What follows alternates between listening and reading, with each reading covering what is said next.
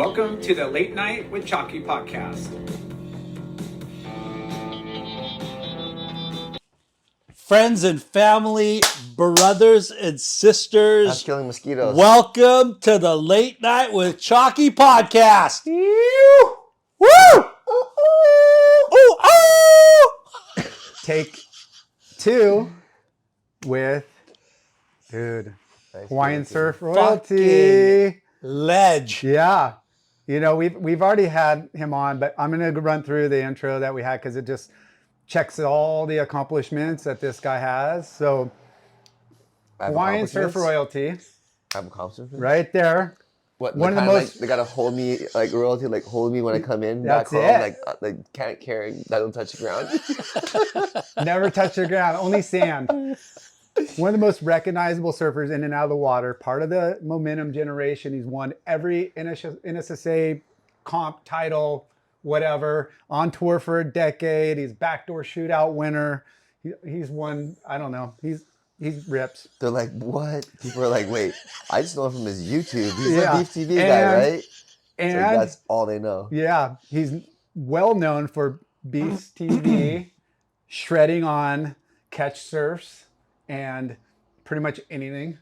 Boogie, soft top. He's the best boogie shortboard, boarder in the world. I mean, stand I up, have hey, barrel roll, hey, spins. you want to all bullshit aside? Ready? Yeah. This is what's up with that comment.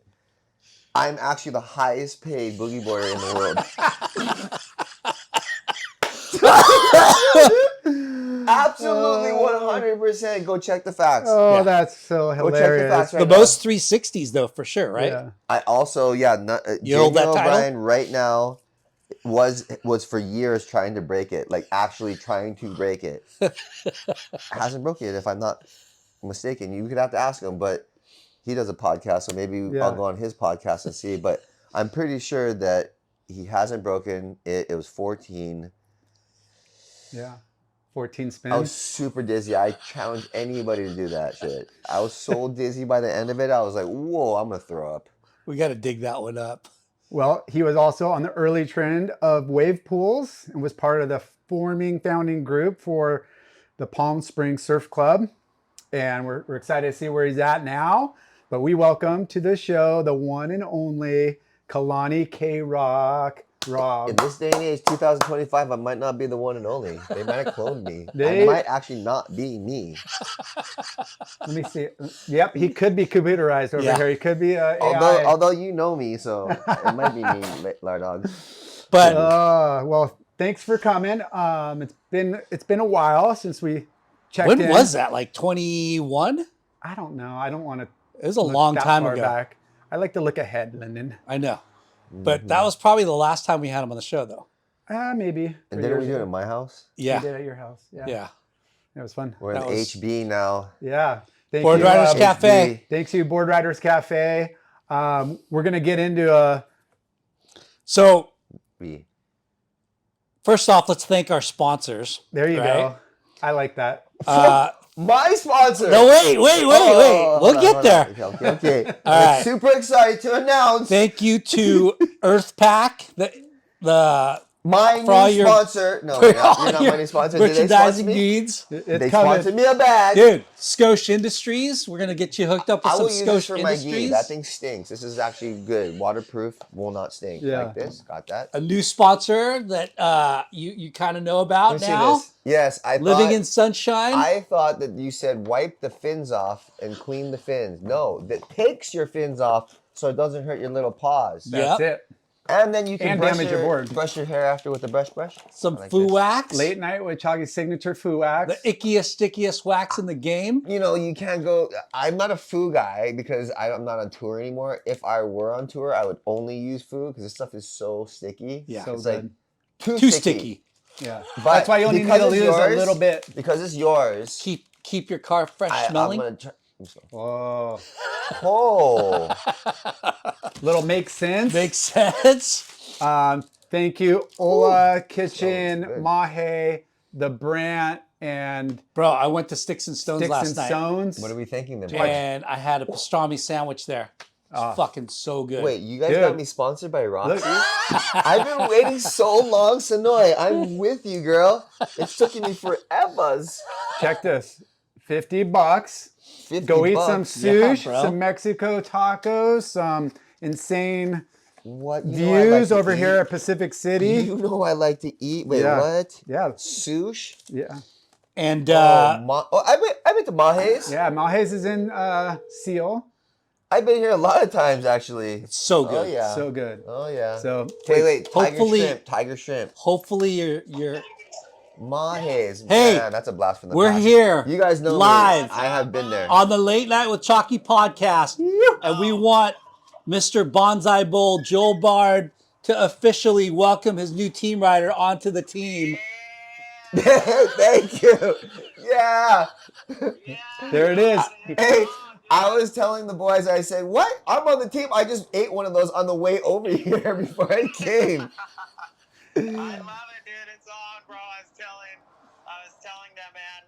We talked a while back, and then just freaking space from there, dude. I was all, we need to like reconnect. Dude. Well, I appreciate it. It's almost gonna be like getting the good karma back for all the bowls I got there because I literally I love them. My kids, the only people who are gonna be more excited about this are my kids because my kids go ham. Yeah. Oh, yeah, dude. He's gonna be living life in the bowl now. Yeah, thank you. I'm super pumped. Thank you.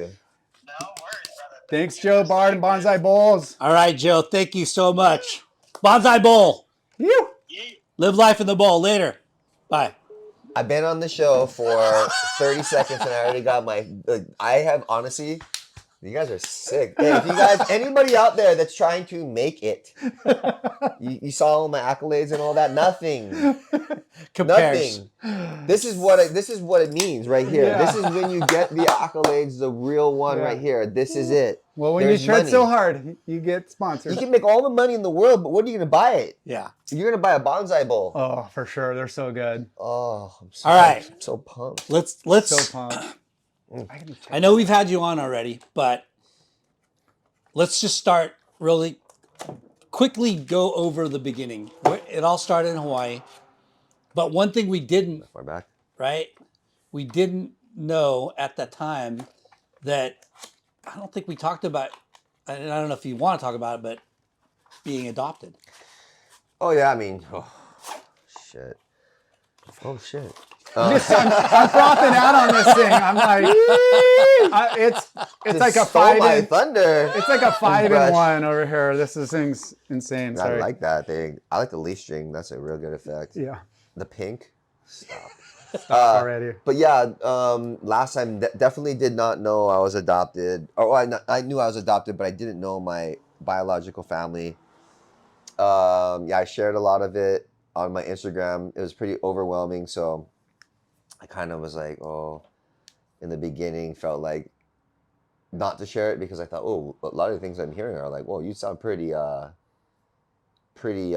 high maka talking about these things that your family are. You better get some facts straight. And then I kind of was told and was interacting with my family members and they told me some more and I was like, oh man, this sounds like I really am part of this family. And then long story short, I was like, wow, I don't think I can really tell anybody with a straight face unless I actually have facts because that's like a lot. Yeah. To be talking about like I come from a really gnarly bloodline. People like are the very first settlers of like basically Europeans of Hawaii. That far back. Like crazy far back.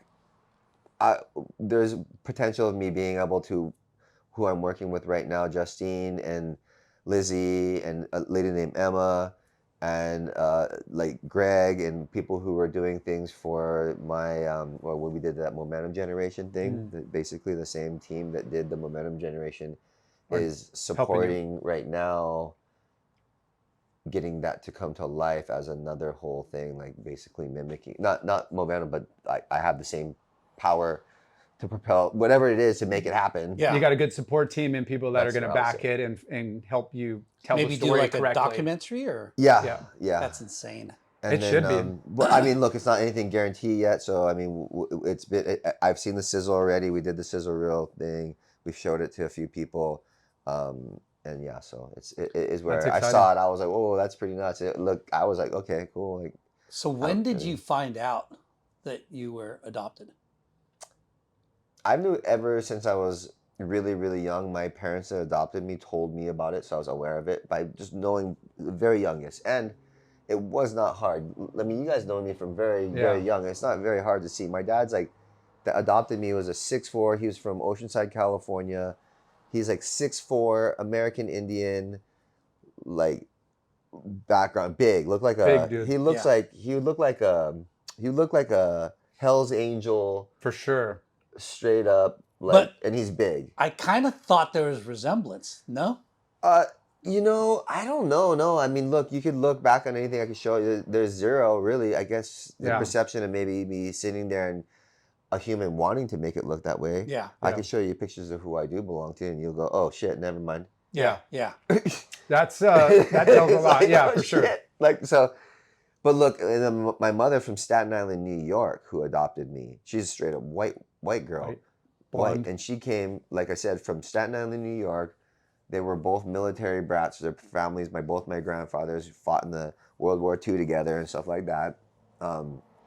All kinds of gnarly stuff in my grandfather's house when I go over there. He was a colonel. My mother's father was a colonel in the Marine, as a Marine, and my dad, I don't know, but my father, or my adopted dad's side, I don't know what level, whatever his dad was, but it was like they were gnarly. They moved to cats. Hawaii for the military. And so when my parents met, they, I guess, met, and then the family moved over to Hawaii. They went to Hawaii. Long story short, they met here in California, in Oceanside, California, where they both lived. And then when their family moved to Hawaii, they went with them, right? And so then, long story short, my mother and father could not have kids, so they adopted me In Hawaii. in Hawaii. Got it. Thus, why they told me is, very early on, I was adopted because it's very, very obvious. If you look, you look. It's like a white girl and white woman from Staten Island, New York, and a Cherokee Indian dude, 6'4", looks like a biker. Yeah. And then Asian, Japanese, Asian. Yeah. You know Yeah. what I mean? Did So, like, did they surf? Your parents surf? yeah, actually, both. My dad was like a full-on surfer. My mom was a full-on tomboy surfer. My mom was a dirt biker, surfer. Are we talking your real Outrigger. parents? No, Or- these are my adopted ones. Okay. We haven't talked about them Yeah. adopted yet. Yeah. Yeah. But that I'm sorry, my biological ones yet. But these are strictly my adopted parents. Yeah. So when my mother and father met, they were both surfers, and the story goes, my mom was on my dad and mom were driving, and on like this dirt road, and my dad was driving in a car, and then my mom freaking, or we didn't even know it was my mom at the time, but like cut him off and almost got hit.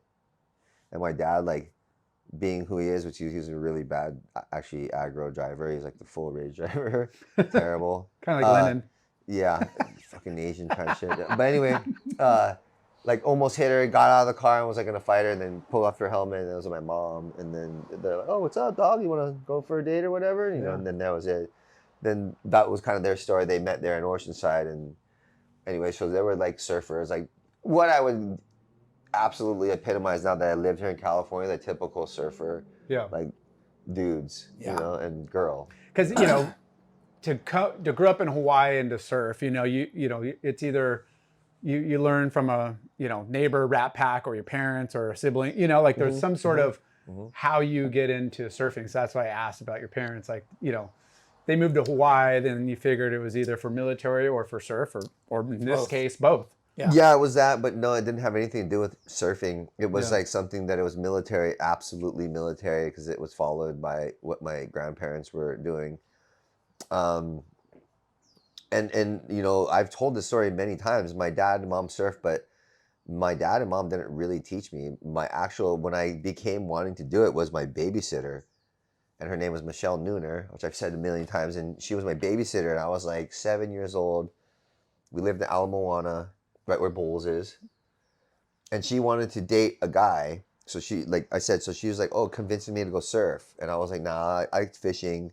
I fish on the docks." And I was like, it's at the end of Texaco when everybody would jump off in the water where the parking is, paddle up the little channel, go on the jetty, jump off the jetty, paddle to the surf. So I would go surf on the fish on the jetties, go fish on the by the boats and stuff like that.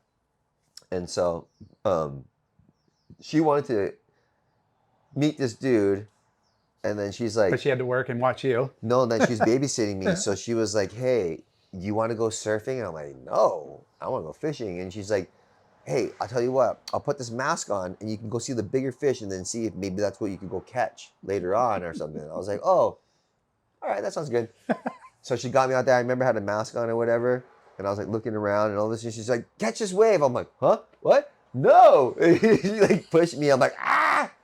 Caught the wave or whatever. And I'm like, what? And then I was like, I mean, that was kind of cool or whatever. And then all of a sudden, like, she did it again or whatever, caught the next one or whatever. I just remember whatever it was, I was like freaking out. And at first I didn't like it. In all the waters in my eyes. And I was like, well, this is gnarly, right? You know, whatever it was. Going fast, way faster than you think you are. Yeah, and then we're like, and then finally I was like, whoa, this is pretty sick. I remember kind of seeing lights because it was kind of getting evening from the hotels and stuff, because it was right there at Bowls, like right where you had that little sand at. And then I was like, whoa, it's kind of sick. And then I like stood up on the like next one or something, and then whatever. Your So, first day. yeah, I was like, whatever. So I was on a big board, Yeah. whatever. You know what's so crazy is both my kids, my Kea and Cam, both my kids stood up on their very first tries and their very first waves. Wow. I don't remember if I did, if it was my first wave or not. You'd have to ask her one of these days. I'll have to ask her. But I was like, holy shit, that's kind of cool. Yeah. Like full on stood up going. Michelle Nooner. Yeah, Michelle Nooner. She was a good surfer. She actually, and so the surfer that she wanted to date and like was this Larry Rios. Sick. No way. And she ended up dating him. Wow. Thanks to you. Yeah. I don't know if it was thanks to me, but I So remember Larry's she came not in and yeah. that much older. So if you're 7, she's what, like 16-ish, like 15 or? Yeah, I mean, yeah, something like that. Yeah. She was like, you know, quite a few years older than me. Yeah. So when did your parents tell you were adopted? Like at 7? Like I said early. mean, look, to the very earliest I could perceive or understand whatever that is. So I've known that from the start. There's what matters now is they always told me what my nationality was, because I always ask, oh, if I'm adopted, what's that mean? That means, oh, you come from another family. Oh, okay, cool. I said, all right, well, are they here in Hawaii? Of course they're here in Hawaii, which I was always like, kind of like, fuck. Yeah. That's a trip. That's not like living in Huntington Beach. Mm. Like you can go down to San Clemente or San Diego or LA or to freaking Florida or Arizona. You can drive a bunch of places in Hawaii. Yeah. You're only right there. So I was like, oh, okay, cool. You know, I'm adopted, and then I said, okay, well, you know what? And then they say, oh, you're Hawaii, you're from here. I was like, oh, okay, cool. Because I'd look at them and be like, where am I from? You know what I mean? Oh, you're from here. Your family's from here. Okay, Yeah. okay, crazy. All right, cool. And the craziest shit was, it doesn't really compute till I get a little bit older in life and understand this, and now it really makes sense and it will matter because we just said it's going to be what it is. But they said, oh, they named you also as well. That's part of the deal that they named you before they gave you to us, and that's part of the deal that they said that we could adopt you, but you had a given name. And I was like, all right, I don't know what that means. Yeah. Right? I don't know what that means at the time.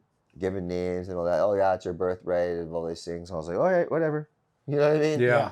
All right, cool, So man. Your Like, biological mom named you Kalani. so I wasn't named by my biological mom. I thought that I was named by my biological grandmother. I met my biological grandmother a couple of years ago for the first time. She told me she didn't name me. Her mom named me. Wow. Sophia. So Sophia is Your her mother. grandma's your great Great-grandma. grandma? Great grandma. Okay. Yeah. I'm not gonna really tell too much of that about. For sure, yeah. I will describe that when I do this thing with these guys Yeah, for the Yeah, no, it's my just documentary. Cool. But I will describe that interaction, and I gotta say, I was like, you know, it will tell a lot of the story of why I am here, where I am today. I went, whoa. So it goes that I thought I was named by my it's just a trippy thing. I mean, look, I don't know. Go ask somebody, hey, have you ever heard of anybody that's been adopted, but then the family that adopted you named them and said, hey, that's part of the deal. We got to adopt you. But you got his name, like my first name. My first name is my middle name, and my last name obviously was my my adopted parents, Rob. Yeah. But I know for my first name was my given birthright name, supposedly. Did you ever meet your biological parents? So my mother died. My mother passed away a few years ago, 2000, I want to say 19, right before, like, or right in the beginning of COVID, which led to, which I don't want to say too much because this is what we're sure. going to do, Yeah. but I'm going to just say this, that led to my aunt's first husband. It's so hard. It led to my aunt's first husband, and then to my aunt, and then my sister, and then they called me for the most part when they found out that my mother passed away. How it goes is my aunt's first husband, they were very, very young when they first got married, in their early 20s.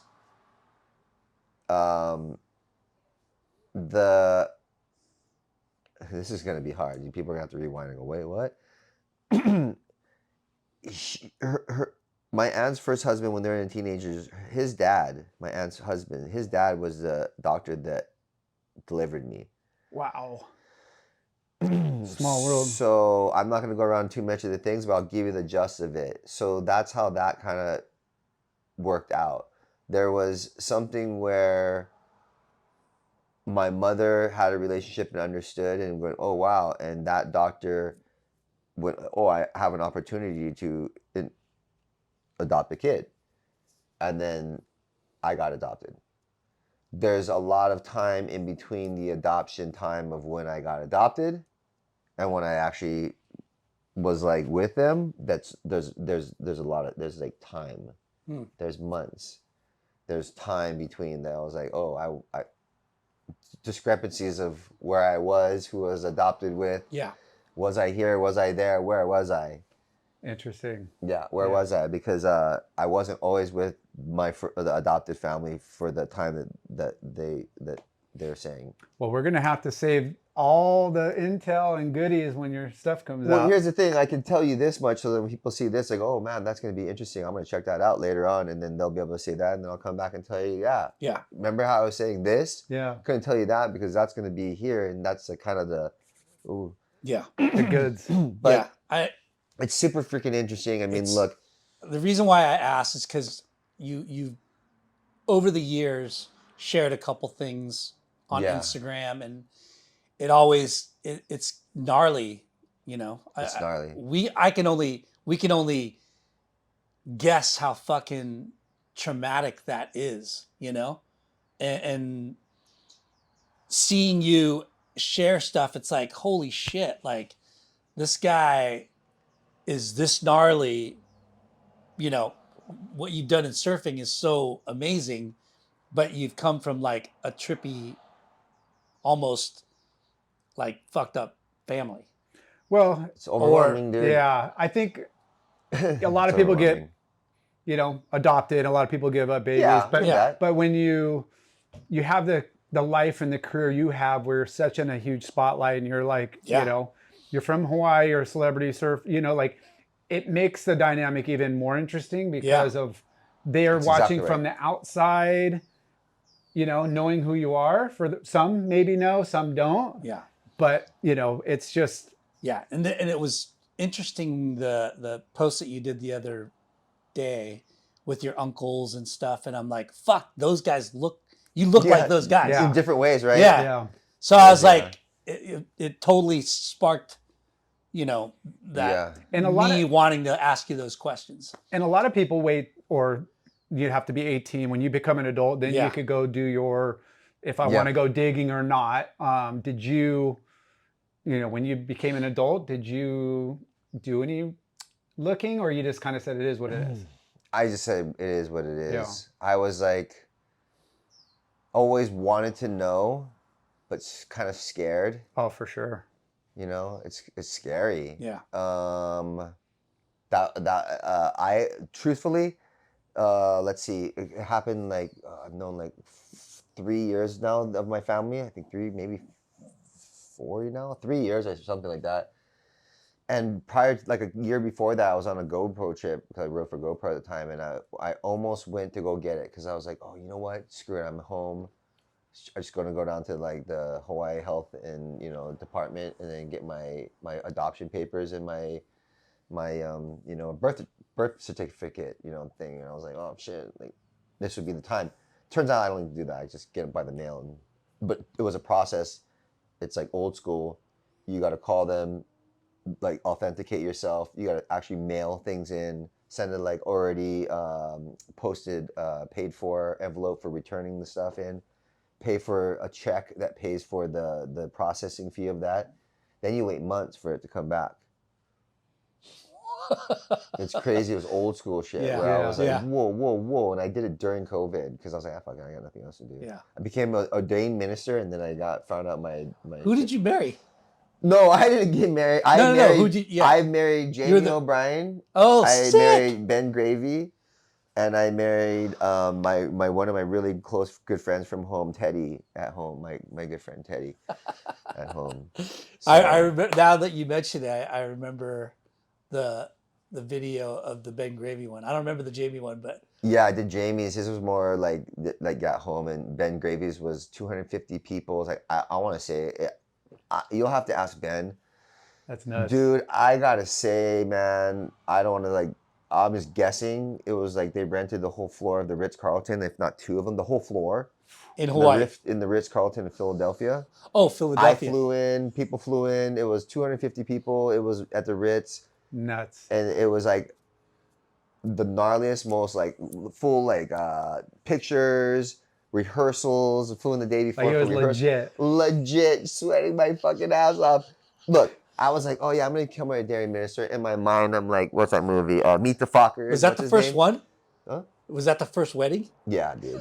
But check this out. Context of the story. In my mind, I'm like, oh, I'm going to get ordained. This is classic. Everyone's like, oh, you got the wave pool client. You guys are going to be coming to your pool rather than going to Vegas. You'll be halfway there. You should be our ordained minister because plenty of people are going to want to go over there and be like married. And maybe, who knows, you go over there and get engaged and do engagement parties and stuff at your pool. You're going to be the guy. Like, you should. I was like, that's stupid. I was like, and then it was like, wait, hold on a moment. That's a Fucking great brilliant. idea. I was like, I'd like to do that. I could fully do that. I have the vibe. I love. I'm like, Yeah. fuck it, let's do that. And I did it. Yeah, it's one of the most important days for people's lives. Yeah. And Right. it's a good day to be involved in. Yeah, you're That's what I part said. I of was like, better than somebody's. being a mortuary, dude. I'm like, let's go, like go. So anyway, that's in my mind. And if you ever see Meet the Fockers, that one dude, Owen Wilson, he's Oh, like, he's so good. he's like the guy. The guy. I was like, yeah. In my mind, when that I wanna be person that said that, I that was a vision in my head. I was like, Kalani Robb version of that dude. In my head, I'm like, yeah, that's. But hey, all bullshit aside, guess what? I joke, right? Okay, so I got that first one, and that was too gnarly. I did it, pulled it off, fucking, whew, holy shit, did it. Okay, full on. If you ever go on my Instagram, see me, I'm in tie, look, ooh, Yeah. the whole. You had like a maroon suit. No, that was my maroon? boy. That was my boy Ben. I took a lot Okay. of pictures of him, but it was full on gnarly. Ask anybody. Jamie was there. Everybody flew in. Like tons of people flew in. Ask anybody. It was a gnarliest wedding. Again, I don't want to say anything, but that thing was multi hundreds and hundreds and hundreds of thousands of dollars. And I don't want to say $1 million, but go ahead, Ben.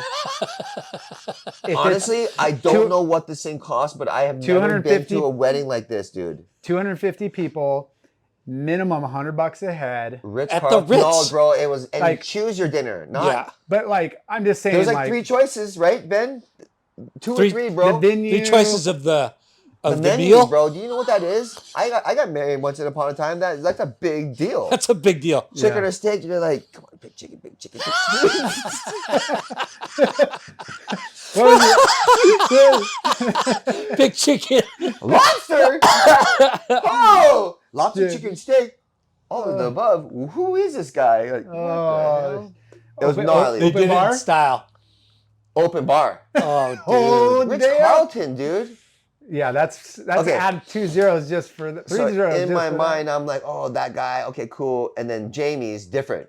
on the beach. Full on. Oh, super. That was on the Jamie. North Shore, right? I was you were there. I was there with my family just on a, Oh, that's on right. a trip. And That's I'm right. like, I came down. I saw Large Dog. What the hell? That's Yeah. They had the tent set Crashed up the wedding. Totally forgot. right in front of the Wow. house, and they were just like in barefoot and Yeah. Hawaiian shirts. The It was best epic. wedding I've ever witnessed. Jamie O'Brien. Yeah, Straight up. I was like, whoa, dude, you did it. Like, that was the legit. most mellow you could do it. His is get up in the morning. I bought some really, really beautiful lace for my great grandmother's lace set in Hawaii. Hers is Sophia, the one at the airport, the one. Okay, the one of those like 3 or 4. Yeah, on the there's very- like the lay shops before the car return. That's my great great grandmother. As a matter of fact, I think 2 of them are my family members. Wow. But my personal great great grandmother is the Sophia's one right there. If you guys Wow. ever go. So Sophia's lace. got lays in the morning, woke up early. He goes, okay, this is what we're gonna do. We're gonna go up. I'm gonna pick you up because I stayed at his house. We're gonna go get up in the morning. We're gonna go up, sign the papers, take a couple pictures. You can say a couple words if you want. I'm like, fuck yeah, I'm gonna say some words. I love you guys. Like, it's unreal. Like, you Yeah. and Tina, I've known you guys since the little shithead groms. Like, you know what I mean? This is amazing. And, right? And I known the dad, like Tina's dad, being a photographer, and obviously Jamie's dad, this whole family. So I thought it was really amazing. Said a couple good words, took the pictures with the fam, and then that was literally it. Then we're like, okay, cool, let's go. Went back down to the house and had everything all catered, all like unreal Hawaiian food, all that kind of stuff. On DJ, Anuhea came, like just unreal. It was like one of the best Hawaiian singers, in Hawaii. Yeah. And we just surfed, and that was it. Yeah. We ate, surfed, hung out, and that was it. I was like, Yeah. oh, this is it. Yeah. So it was like really, everybody's really coming good. down to the beach, in the water, That was getting it. photos. Or like it. Yeah. It was was just like we're pretty kids. rad. It was literally like, Yeah. I felt honestly like that was the closest I felt to being a kid again. And it was a day that I went, whoa, very, very special in a very different way. Yeah. Sorry, Ben, your wedding scared the shit out of me. I was so fucking stressed out the whole fucking time. Weddings are stressful. No, his like, was so high level. I bet. Yeah. Highest. Like I was tripping. Well, 250 people. Massive. And then Jamie's the most mellowest. Yin and yang. And that one I was like, oh, I can do this all the time. Yeah. So That's And killer. you're all like fucking wave pool aficionados. yeah. So but it was really fun. Like definitely. Wave pool aficionados, yeah. And so you've done, and you said your other friend, Tim, Teddy. Oh yeah, Teddy Scott. He's a friend of mine. I grew up. He's like, we went to elementary school, high school together. Actually went to high school. I didn't go to elementary, but he's like 3rd generation Kahuku, Red Nice. Raiders, the whole fam, and yeah, that's my boys. Like, they did All Bus. You remember All Bus? That brand All Bus. It's like a guy with a bottle, and he's like all crooked. All and bust? and it's an NBA logo. But instead of the guy dribbling the ball, He's the guy all like all faded. crooked, all faded.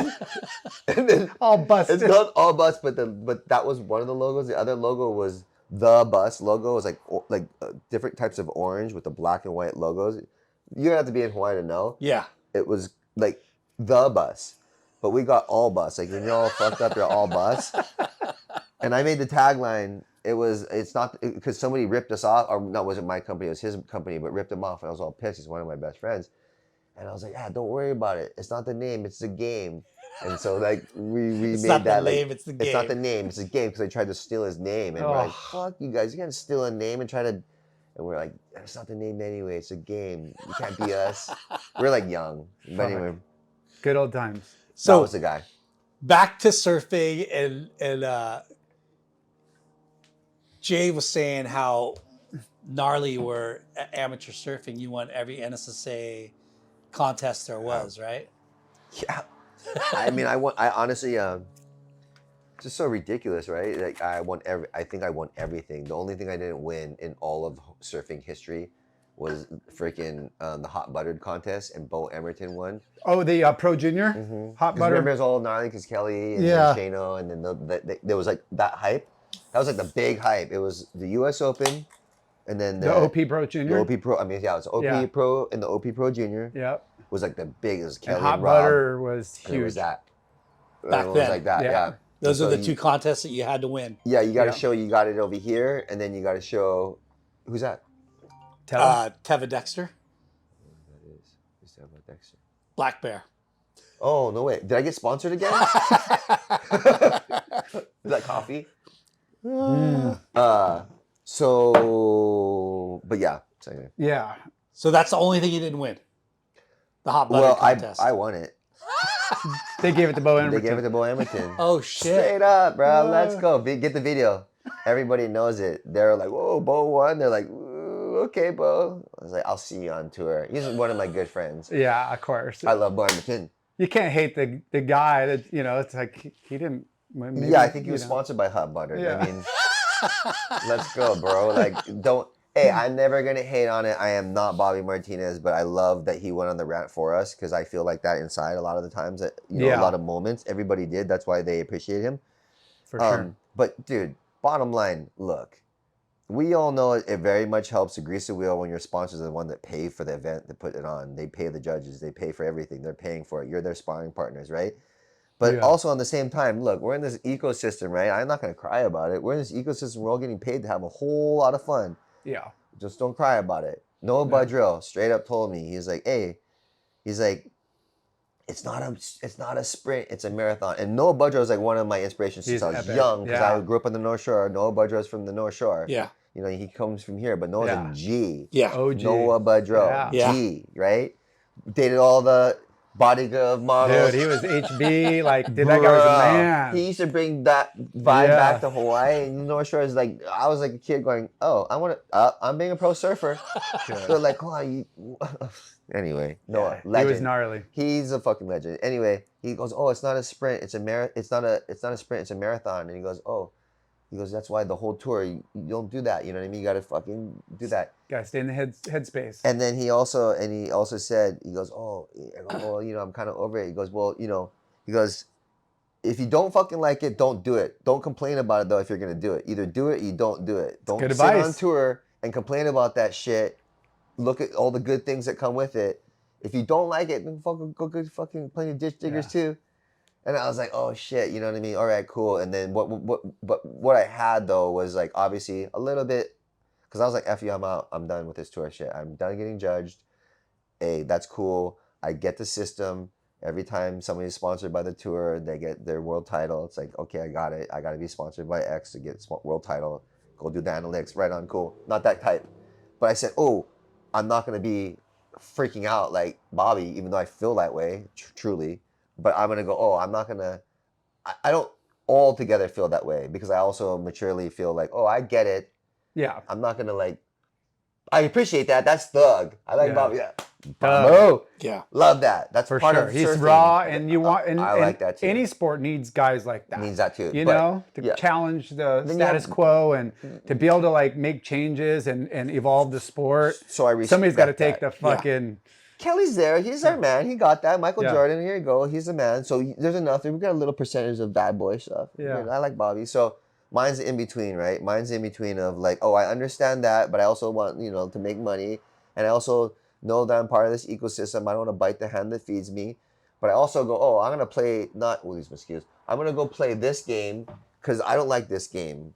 You know what I mean? Yeah. I know that Uncle Bob, back in the day when I wrote for Hurley and Bill Obong, that they go, hey, this is your job, dude. Sell surf trunks, make it look good, go rip, have fun, smile. Go have fun, dude. Smile. I go, Uncle Bob, I can do that. He goes, yep, there you go, bro. Oh, do contest. You want to go do contest? Yeah, I'll do contest. Okay, dude, I'll do that. Okay, go. But that's a different race. Yeah. That's a whole different kind of thing. And that's the whole thing you guys see in momentum. Well, there's these ecosystems within the sport. And, you could be in that super competitive, like jock. You could be the free surfer. You could be a combo of both. You could, like. Be like him, be the smart guy, do all the fun shit with Benji and everything. All the film with Taylor, all the good momentum things. And the tour shit, he's like, I heard about you guys, what you guys do to each other. I ain't cool. Oh, man, yeah. Well, you were doing both. I did both. Yeah. But I was with him and Benji and having, which I'm going to transition to what I was about to say is, there's a different ecosystem. What he just said. There's Yeah. the tour, and what you guys will see, and what we talk about, how it is, the trials and tribulations, how we have to act. That's the business. Don't fucking cry. How it is on tour. Yeah. And then there's the drive-throughs. There's Taylor's videos. There's touring with Blink and all those guys because that's our boys and all that kind of stuff Yeah. and all the Having things. fun. And then we're just like with Jay with wherever he's gonna do, or with Benji with whatever he's gonna do, or Taylor with whatever he's doing. We're on each other's vibe, Yeah. the Yeah. whole thing, and then there we become that thing that everybody's doing. So I was like, oh, damn it. This makes me feel like this when I do this. That's not how I want to feel in surfing. Competitiveness and all that and all this and all that momentum shit, let's just call it, metaphorically. Yeah. Oh, I like when I'm with Lar Dogs and we're just doing our thing, surfing the best waves on our time, not That's- being judged. Oh, well, we're being judged by each other, Yeah. Yeah. which then You're was still positive, so competitive, like positive. but in a good way. And then Yeah. the real judge, we judge each other, and then Taylor still judges us, and we're like, oh. But then it's like, whoa. Yeah, you got to be. He's our best friend because he's like being realistic, like almost like in this day and age of like authenticating. Hey, dude, like I know you think you're ripping it all, but like you should see Kelly's shit, and then you show you Kelly's shit. You're like, oh shit, I gotta try harder. Yeah, Never mind, I'm gonna shut my fucking mouth right Yeah. now, right? yeah. Kelly did that in one session, You're like- and he did this Yeah. in one. Yeah. You That's know, Taylor. and you're like, what the fuck? And then you're like, get mad, and Yeah. then you get better. Yeah. And he's like, yes. Benji would be. He's so serious because he would get a full legit like. Only thing he's ever serious about ever in his Yeah, life was getting a good part. and Fuck. Yeah. Ever. and he would go out and if he like didn't pull something or he didn't have a he'd good, get- it was like he lost the heat. That's kind of funny. That's the only time you would ever be competitive, actually. So The competitive. only time. I And golf. I'm a surf turkey and surf nerd, right? And I would count how many waves people would get in a section, Yeah. in their sections. Oh shit. And Benji would fucking have the longest. Man, Yeah. I tell you what, that The one most he did, that ways- huge backside air. Yeah. Dude. Fuck, dude. I mean, dude, he That- cruises now. He's like, I'm good. I'm done. Cruising. Just Yeah. whatever. Bro. Kick ass. Yeah. Huge fucking waves, busting huge back. I never did air Yeah, like his that. rail game and combo, he was so Mr. Smooth for Yeah, sure. Yeah. Crazy. Yeah. We had a good crew and you know, like you said, there was a lot of different avenues, you know, and you're at that top tier marquee for any brand and you know, contest is a big part of those guys your Yeah, life, that's kinda you how know. to do that. So- And you know, Rob kind of went the route before you and some others that were on tour and kind of went and did When the did free you- surf. When did you qualify for the world tour? Set like 16, I was dude. 16. You were Right the after- youngest, right? I like. I think I heard I Kelly was doing say like that earlier. PSAAs. I was the youngest. Yeah. So I was I a think kid. I'm a 16 couple or years 17 older than you. And 16 or 17 is I when you qualified 16 as an amateur in 10th grade.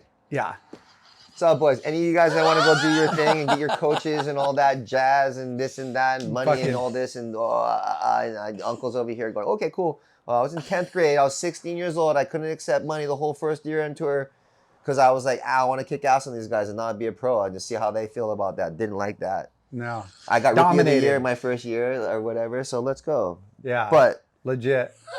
Like, I got to flex every now and then. If I'm like, Oh, no, let's you go." should Nah, because- whatever. You have to.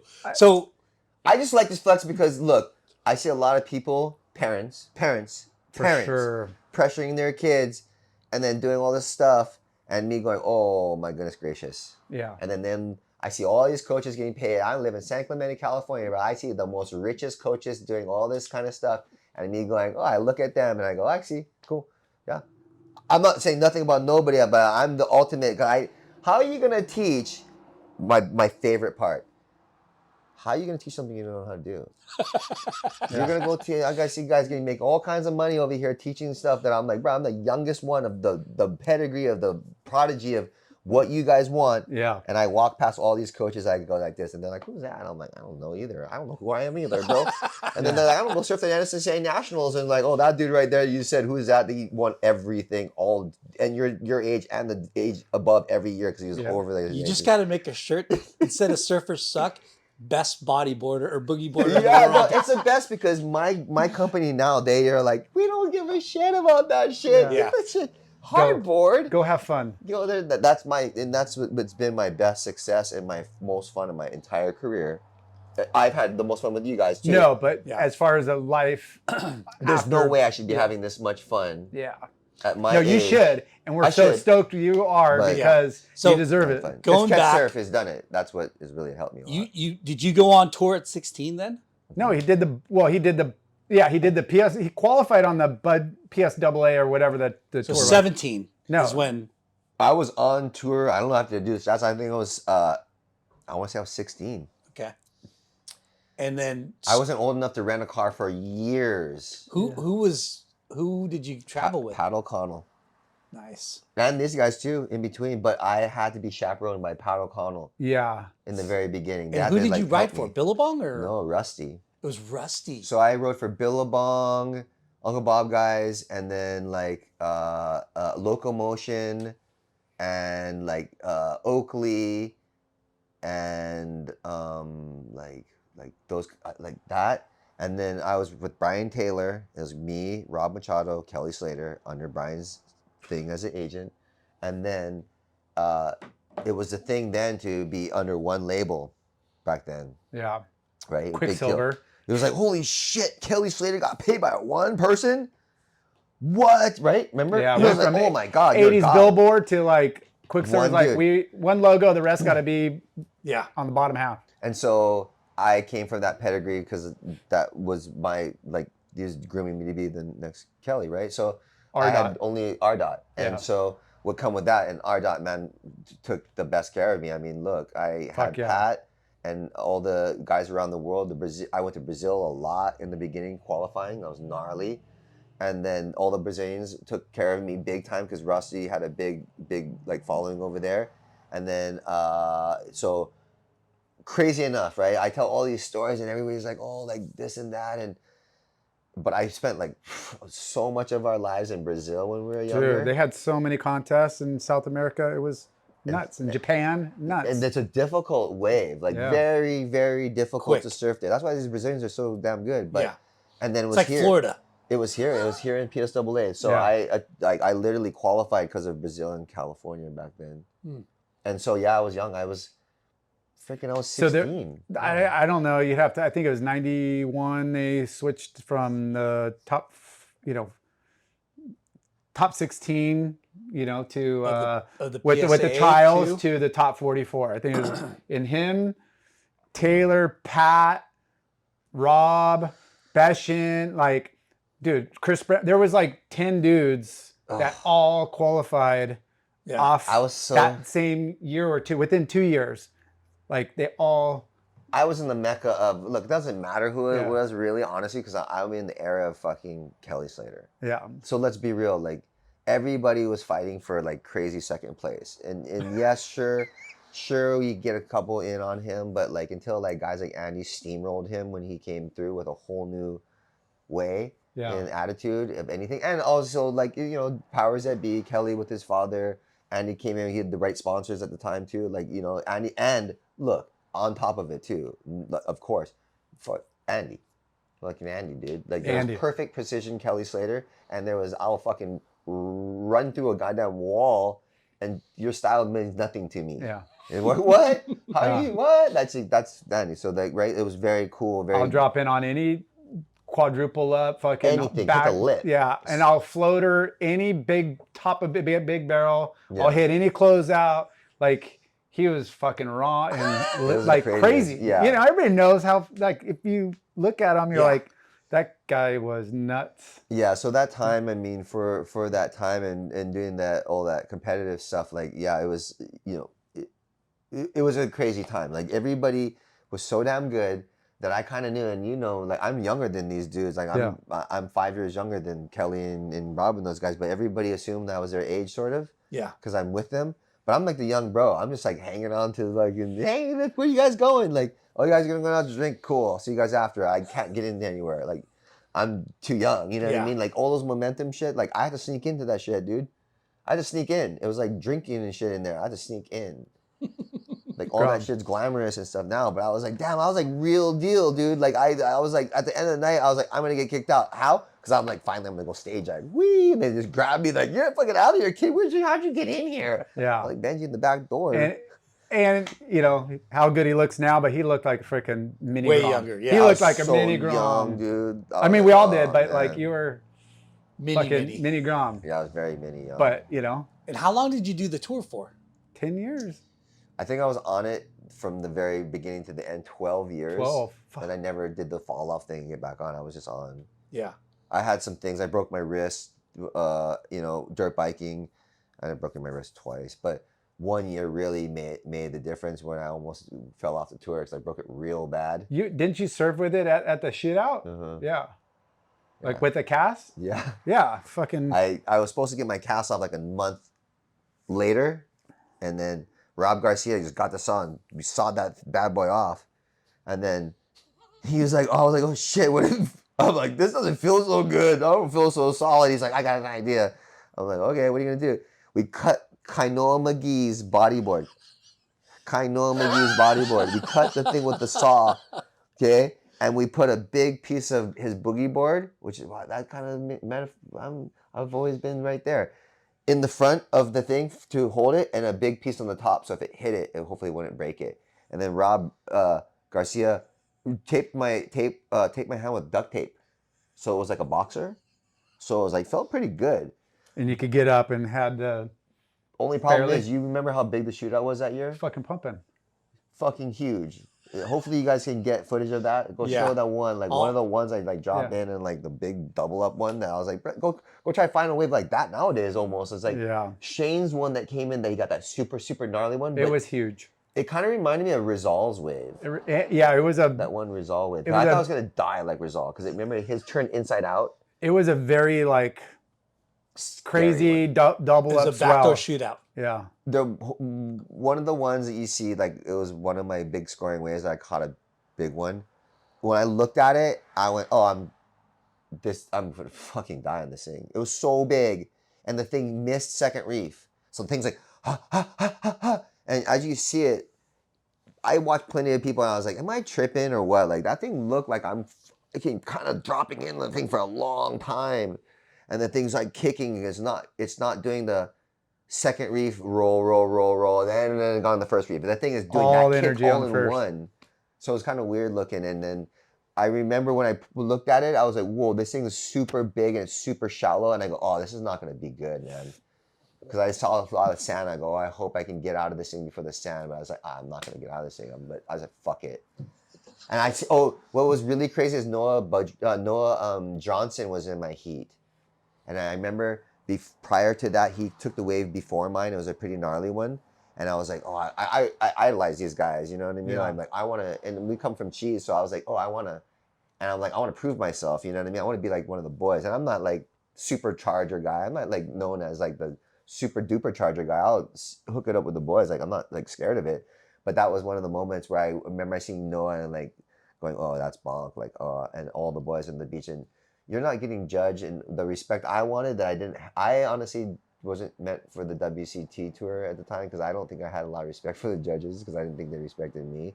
I know it's a subjective sport, Yeah. but I was like, oh, my peers are judging me at the backdoor shootout. Uncle Eddie has all your peers, like Yeah. guys that are. Yeah. And Those the are tier- You Those are wanted judges, like, you wanted that I want that respect. validation, I want that one. not the fucking. I didn't respect them. They world didn't tour. respect me. Fuck you. I don't care. Yeah. And like I know that the respect in Hawaii is so strong, and to get it there is like, oh, you're good. You know that you're good. Yeah. That so, and anyway, so that was like that one where I was like, I put in a lot in that contest because I was like, oh, I'll die for this contest. Which one did you win? Did you win that one? Look, I won 97, I don't even know. and It then was- I won like 2, and I got second the next year, and then I got I got first, second, and third, and then. The year that I got second is very, very, and he's my hero, but I've heard a lot of people say I won that one too. Who The won one it? that Johnny won Okay. because it was questionable. That's the big heat when I was Purple Haze. It was me, Andy Irons, Garrett McNamara, and Shane Beshin, and we all put in on our own money in that year. Because we didn't have sponsors that wanted to put in for our team. So we were like, oh, you know what? How you feel? I go, I feel good. You go, you feel good? Yeah, let's go. Oh, well, we're paying for our own team, you know. let's go then. So Gnarly. boom, 5K. Back in the day, put in on it. That's also too where I was like, oh yeah, that's actually I kind of like this. You don't Yeah. feel it when you don't. Yeah. There's a contest that you feel like, oh yeah, my sponsors, that's cool. I got sponsors. I don't care if I do this. Whatever. Yeah. But when you're like, oh Skin when you got skin in the game. yeah, dude. Wait, how much do I win if I do it? You get like I was like 56K at the time, and then if I lose, you get nothing. Yeah. You lose Oh. $5,000. If you lose now though, that's extra nothing. Is it $5,000 a person? Or is it Double for zero. The team? Yeah, $20,000 for Team. entry. Fuck. 5K a was person. On. Yeah. And you guys you didn't win? We won. We won as a team as a backdoor shootout. Yeah. We won as a team, yes. Okay. And I got second.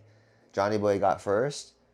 I think Bashin got third, and it was like all of us in the finals. Basically, I think like half our team was in the final. If I want to say, I don't know. Yeah. So they'll give you like a team placement and then individual placement. it. So there'll be like Yeah. a couple different payouts. Got it. Yeah. But As you a know. team, yeah. And it's you're from the South Shore, right? Well, I was born on Oahu in Kailua, Castle Hospital. And then from there, my story begins. I lived there for a little bit of the time. Now what we're talking about in between, like a foster seemingly home kind of thing. And then I was adopted.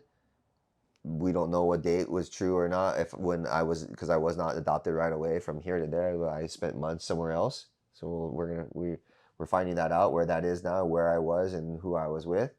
That's part of this documentary. That's crazy. Yeah. And then I moved to a boat, and then I was adopted, and then from there I went around on that boat from like Kehi Lagoon, which is near the airport, in Sand Island, and Kalihi, where the baddest, gnarliest crime goes down, where you hear everything goes down.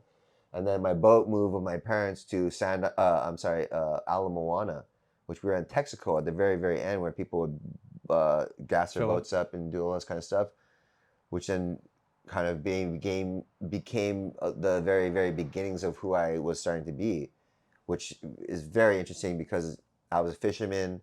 I like fishing. I figured I was gonna be this pro fisherman.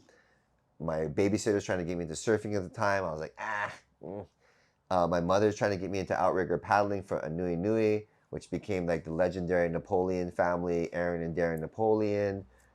Big time famous surfers. Their mom and dad, Aaron Nappy and Anona Napoleons, very, very, very legendary people in the outrigger world. 6-man, all types of paddling canoes. It's gnarly. So I'm doing these two things, right? And I kind of like outrigger paddling, but then they didn't let me stroke, which is number 1 seat, which sets the pace for the boat to go at a certain speed. Number 2 is like second strongest. Number 3 is like a certain weight. Number 4, number 5, so on, like a little bit heavier. Number 6 person is the steer guy that knows how to steer the boat, shit like that. Anyway, long story short, the only time we ever won a regatta, I was the guy number 1, and then they let me do it again. We never won again. I'm like, fuck this. I'm over team sports. How old were you then? I was like 8 or 9. I was a hammer. I was like surfing at that point, fishing straight from there. Like I was like fishing straight from that and going surfing. I mean, there's a lot of good places to grow up, but like being a little beach rat in that Hawaii area is was you just live like, it. But most of your life, your adolescent, preteen, is South Shore. The very beginnings of my days, yes, well, you'll Yeah. get to know where my story was growing up in Waikiki, doing a bunch of hood rat shit. I'm in kind of a gnarly spot. My parents are going through kind of a weird transition of their lives, not around. I have like child protective services being called on me. I'm having like, or not me, but them. I'm like running away from home. I'm in the midst of it meeting Rob Machado. I'm in this area of about to be like, if I'm not finding something else better in my life, my vector is not looking super good. The people who I proved to be around in those days and growing up all became felons, and like all my best friends still, Yeah. they're out now.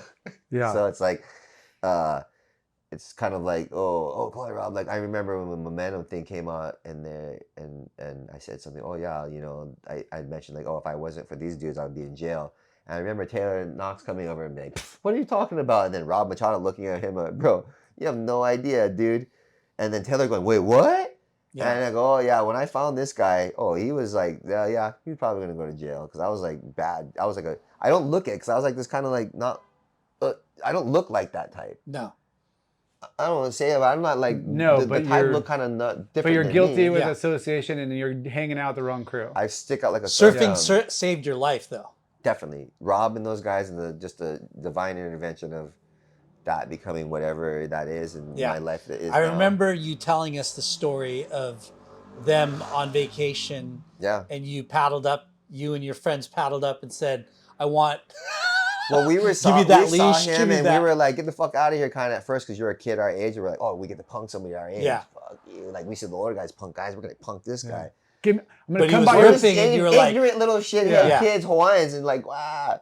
Yeah. I want your leash and your stickers and your, I was already looking like, Yeah. I'm gonna like get that shit. Yeah. I won't even say the bad shit that we were already thinking. We were gonna get it. We would get it. Trust, we would get it if we wanted it. But going back, why I was saying you grew up on the South Shore, the North Shore is so fucking like I always bring this up how fucking gnarly the North Shore is, and how much more scary and daunting and life-threatening the waves are on the North Shore. And you were saying it's like I want validation from these guys, Noah Johnson, like guys like that. All of them it's, above it. Yeah, because it's like, for people that are new to surfing or have been surfing forever, and guys like me that just get baffled on the courage and like the balls it takes to do what you guys have done, right? And you're like from the same, South Shore. It can get heavy, but not like nowhere else in the world gets like North Shore. It's crazy. Yeah, if you're gonna be I think that's what you wrap around, like peer pressure. What surfing is. That's gonna be part of your like. Yeah. Rob described it pretty well. Like this is something, if you want to be a successful pro surfer, you're gonna have to put yourself in some sort of challenging you have to harm. prove yourself. Yeah. I gotta say, like I look. There's many different levels to the bezel, right? Yeah. I freaking love, and I've talked to his dad before, and I told him straight. I'm sorry, I'm calling him. I'm fucking sorry, but it's Felipe Toledo. Yeah. Felipe Toledo, what? Dude, untouchable lures, untouchable particular places, untouchable. At 90% of the places. Untouchable in a wave pool? Yeah. Felipe Toledo's untouchable in a wave pool, as far as I'm concerned. I haven't even seen him in any of these new airs. I see Italo, incredible.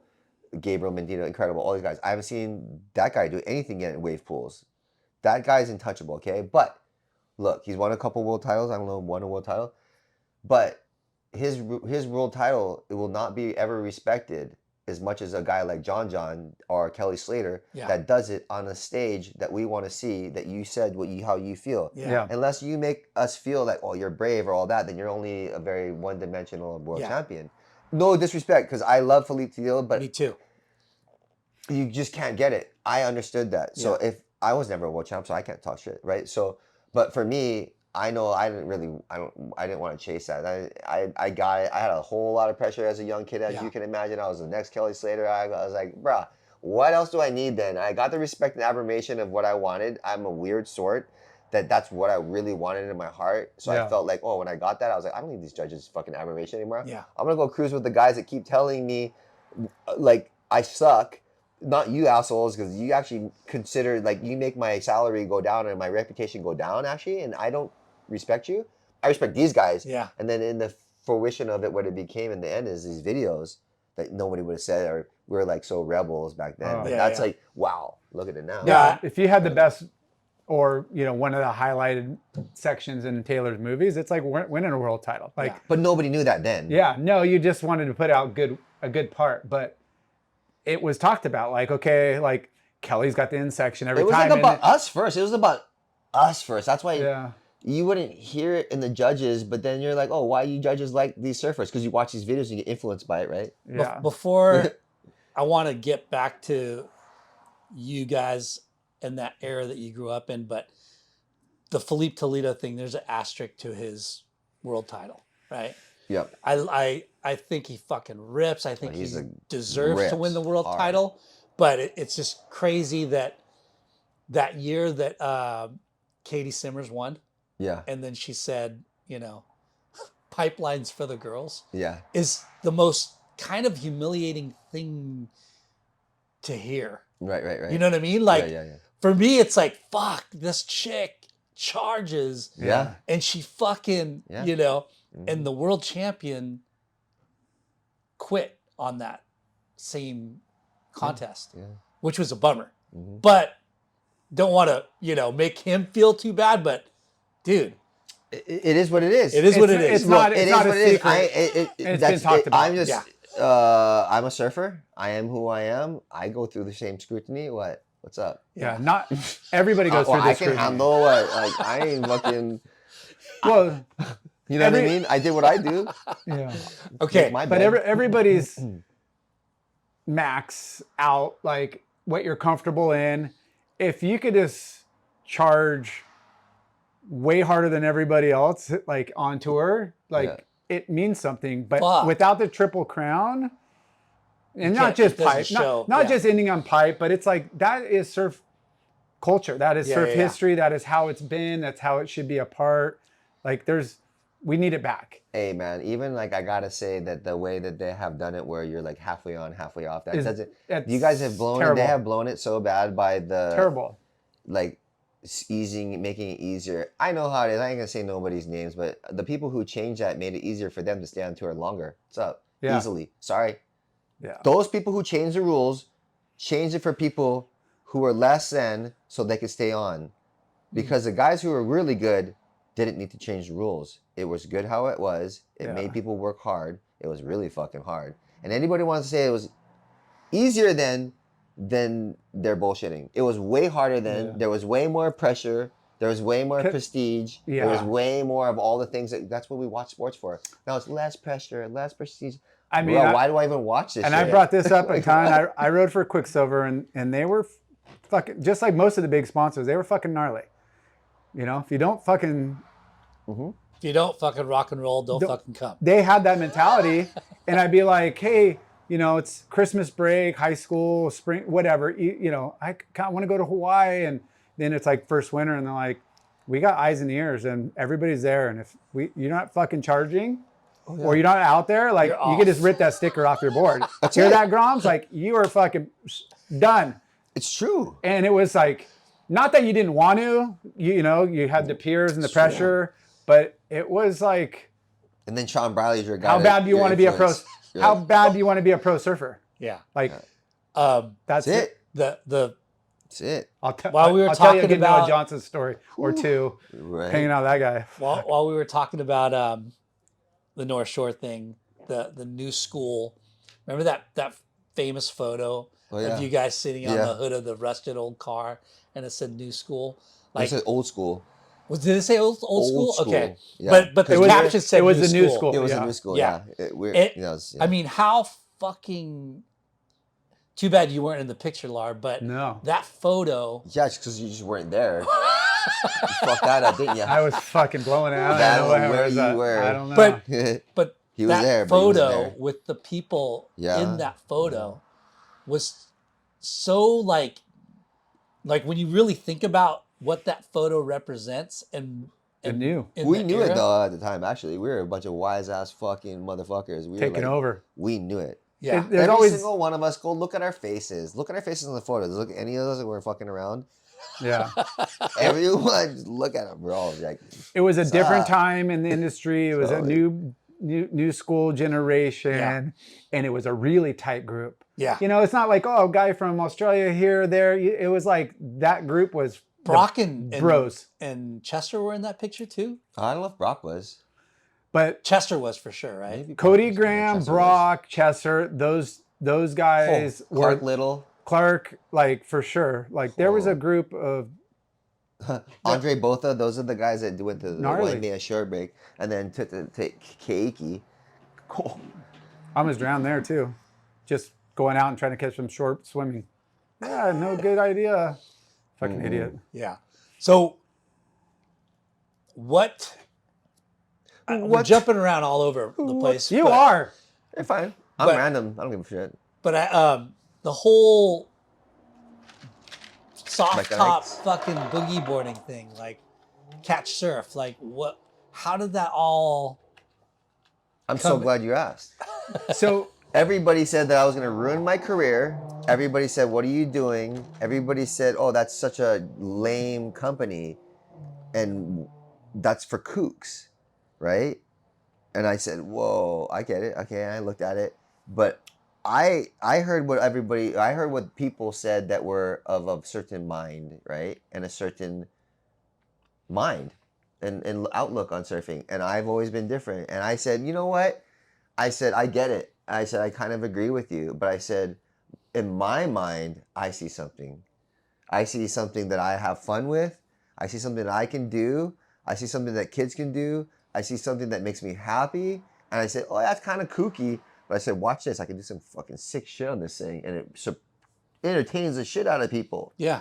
So I was like, oh. not many people could pull it off, but this guy did because you're fucking so good. Yeah. I wanted to prove And that. I'm not blowing smoke up your ass.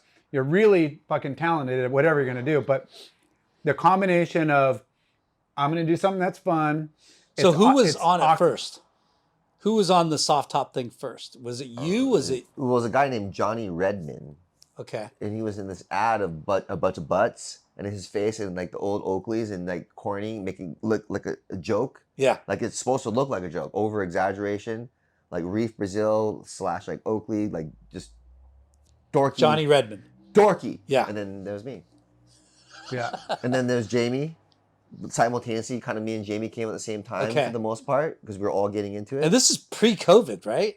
Oh my God. Way- Way before. Yeah. Yeah. Way before. Yeah. Way before. It was the evolution of, making better, because the soft tops back in the day Sucked. were fucking, there was no rocker, there was no, It's not even about the soft tops. Everybody's oh this and that. No, but I'm I just- it doesn't. It's not really it, right? It's like, for instance, I'm the metaphor of it. I used to be this really pro surfer, yeah, dude, serious. We all know, check that box, right? Got my credibility. I can do it all, right? And now I'm a father, and now I'm retired from the pro tour, and now I just want to have fun. And now my kids aren't going to be that. That's like 2% of the whole entire world that can surf like me, right? Go Not and even surf that. these waves, and maybe even understand why a board works that well. Right? Hardboard. Right. All these different brands. Got it. Guess what? I'm a dad now. I'm having fun. I have a daughter. And then later on I have a son. But I have a daughter. That's why my first board's pink. Has a unicorn on it. And it's like a wolf with puking out a rainbow and some like 80s graphics from like Atari. Yeah. Like it's for my daughter. Like all my beginning things before all that stuff is all for, if you see my stuff, it's very like unisex because I had a daughter. I'm a dad. Yeah. Okay, I don't care about wearing the bright colors and having pink wetsuits. I have a daughter. Guess what? I don't give a shit what the world thinks. I'm impressing this little girl. And as funny enough, I'm impressing all the little friends too. And as funny enough, I'm impressing all the kids. Yeah. And then here I am. Holy shit. That's right. I'm a dad. And I so happen to be Kalani Robb. So I'm not like, look, if you know me, I'm not really like, look at me, I'm Kalani Robb. I'm a fucking cool guy. I don't really appreciate that. I like just being me, and hopefully it rubs off. But man, it truly rubbed off because I go, oh wow, what I said I did, and what I am, and what it did, it was propel this company into something that I actually lived. Where I'm like, oh, I took off the I'm serious hat, and let's go have fun. Yeah. And we make boards now for, if you see now, we make boards for mom, dad, kids, baby, everybody, and they're fun. Well, that's what I was going to get So into it's before kinda he cut different. me off. Is Yeah. The So, boards were shitty, and they were just kind of meant for lessons and Woo. whatever. But when you guys came on Jiu-jitsu. board, you started making like more refined. I mean, they're still soft tops, but they're more refined to work a little better. They're even though they're jokes. still fucking hard to fucking ride. Yeah. They're really hard to ride. I Like mean, what when you guys people do, see you and what we're Jamie. doing, it's I would like- never try to pull in and side slip into a barrel on It's- one of those. Fucking Jamie's He's doing crazy, airs on this dude. fucking And now pigs. Jamie took off on like a 5.5, and you got to look at this stuff like a 5.5. I want to say it's a 5.5 skipper. The thing's 5.5, dude, and Jamie's big. He's like 6 foot or He's a something. big dude. And he took off on a solid one at pipe, straight up pig dog, like a normal board. Yeah. Wave of the winter style, like stuff, and he's sending us stuff in. Then he's like, oh no, that's cool. Watch this. Then he's like a 9-foot log, 8-foot log. I don't know, like all these things, and he's doing all this craziness on this stuff. I was like, bro, like okay. Then you get to this time right now, and I do my boogie board thing. I'm like the mascot. You get to Clay Marzo. Have you seen Clay Marzo lately on our boards? Lately, right now? Yeah. He is so fucking Clay Marzo. nuts. He's doing the tail whip, foot off, fucking back on. I just got back home like a couple months ago. I was with Clay Marzo, and we're in Hawaii. We're doing a catch surf trip. And I literally was like, just go take me on the fields and shoot me. Yeah. Take me out to Christopher pasture. Catch Surf's looking at me going like, I don't know, dude. I don't know. I'm like, what? What? Or I'm like, I agree. He's way better, but I'm kind of old, you know. Like, hey, I'm a mascot. Like, keep me on board, coach. Like, I'm put the me best boogie boarder in the world. dude. Hey, we need a new guy, but I'm still the guy. I almost put myself in the pastures because Clay. I was like, oh my god, dude. Not cool. He's Not got cool. an unfair advantage, dude. His autism is helping him. Not cool. His He's Asperger's so good. is helping But him. here's the thing. Here's the thing about it. It's like, wow, here we are on these boards that are not supposed to work. Oh my god. That's what I'm saying. What? They're not supposed to Not work. supposed to work like that. They're really difficult to ride, and I'm, like, I have a tough time like riding them. And I look at you guys, I'm like, what the fuck? Maybe I'm just not. And I got riding ousted enough. from the system. Everybody's like, you're gonna ruin your career. And now I challenge the system by going, oh well, okay. Technically, these gnarly boards or whatever, and I'm making everybody look like I can ride a boogie board like what you're doing on a normal board. All right, well, you can't do that on a hard board, and you can't talk shit about me anymore. And now I sell the things that you talk shit about, and now my friend like Clay Marzo and Jamie guys are backing me up. Like, ooh, you might want to buy one. Just buy one. What that Buy fucking Blair Conklin? Pee-pee. I don't know what he's doing. Oh, okay, yeah. And then we have my boy Blair Conklin. Fucking I didn't guy. even mention him. He's not even a surfer. He's a skimboarder, 10-time world champion, and it's like he's my favorite surfer for years now. Nobody knew about him. I literally opened my pool with him, and he's like this anomaly, right? And he does things that he doesn't need fins, and he's better than almost every surfer in the world. He's Kelly Slater of skimboarding. Everybody who sees him, if you go to Skid Kids, it's called Skid Kids is his channel. Like all of my team members, like we had him on the podcast. Oh, good. Yeah, a while back. He's my hero. But I used to go, oh my god, this guy's my hero. And they're like, who is this guy? I'm like, his name is Blair Conklin. And then he's like, he's a skimboarder. I'm like, yeah, he's a skimboarder. Keep going. Yeah. And now they're like, oh, I'm like, that's a guy. They're like, oh, that's the same guy. I'm like, yeah, the same guy. What he's doing and what you're doing and what the other guys are doing on those boards is fucking mind blowing. It's fun. It's entertaining. Yeah. You know, a lot of guys like our place in surfing is have fun, and we inspire people to have fun. A lot of people, we got to let it roll off our backs, especially me being the serious guy, and then everybody, Kalani, you're falling off, is keep it fun because there is an attitude you can have in serious. And then there's also the time when you put that serious away and go have fun, which is literally if you, and again, I know this is my secret why I made it and why we made it in the long run of what it is, and the economy's crashing and sucks ass right now. But the reason why I made it and why we did it is because first of all, I sold fun. Selling things in this industry is a lot of different things we sell, as we can see. Selling fun to me, I can do that. That's me. I like that, right? And the company is Catch Surf. It's pure fun. So I was with the right company to propel me like the way I should be used, or use me the way I should be used, because it personified me and I compliment them and blah, blah, blah, blah. But what's really fun about that is, look, with me saying, oh, I used to be the 2% of the best guys in the world on the tour, I really, truly found my best spot with my home with Catch Surf, because the other 92% of people in the world that cannot surf like us, I then went with them. I went, okay, hey guys, they're calling us kooks if you ride these boards. Hey guys, they're calling us this if they do this. Guess what? I'm going to make it acceptable and okay. I'm going to be with you guys. I'll be a kook with you guys. Guess what? Revenge of the Nerds type shit. Great movie, by the way. Great movie. I love that movie because I'm that fucking nerd. I am not a jock. I am not cool. I have never been cool. Never. You've always been cool, Kalani. Everybody Come on. says that, but guess what? Hey, you're Kulani. I just was with Jack. That's funny. That's what my boss calls me. Kalani. He calls me Kulani. I was like, what the fuck? But look, I went to school with Jack Johnson on the North Shore. Like, he was the epitome of cool. That's how cool he is now still. Yeah. So look, I was never the guy. Never. Poncho Sullivan went to all the biggest names went to our school. I was never cool. So I don't feel that. But I am the people's champ of cool of that I took it for the team. I did get scrutinized by the hardcore industry, which is now gone. And look, here I am. Yeah. When did you connect with Catch Surf? When did you start doing that? I moved to San Clemente. I was still kind of working for biotech stuff, but I was like, oh, I'm out. I'm gonna kind of, try surfing again. I feel like this is for me still, and I liked what I was doing because I wanted to get out of it and try something different. It was a really cool experience with biotech. Charlie Dunlop got pissed off at me because I said something, that wasn't for me and the momentum thing. But it wasn't for me in the fact that it was for me because I wanted to try something different and think that I wasn't just a one-dimensional person with my brain. I could like do shit if I wanted to, and I could. But I also wanted to like challenge myself, But I liked it. So when I came back to surfing and did that all again, it was like coming back to it again, and shit. What would you?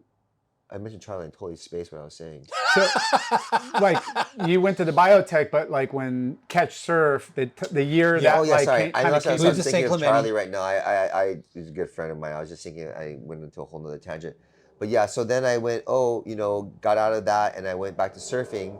I moved to San Clemente.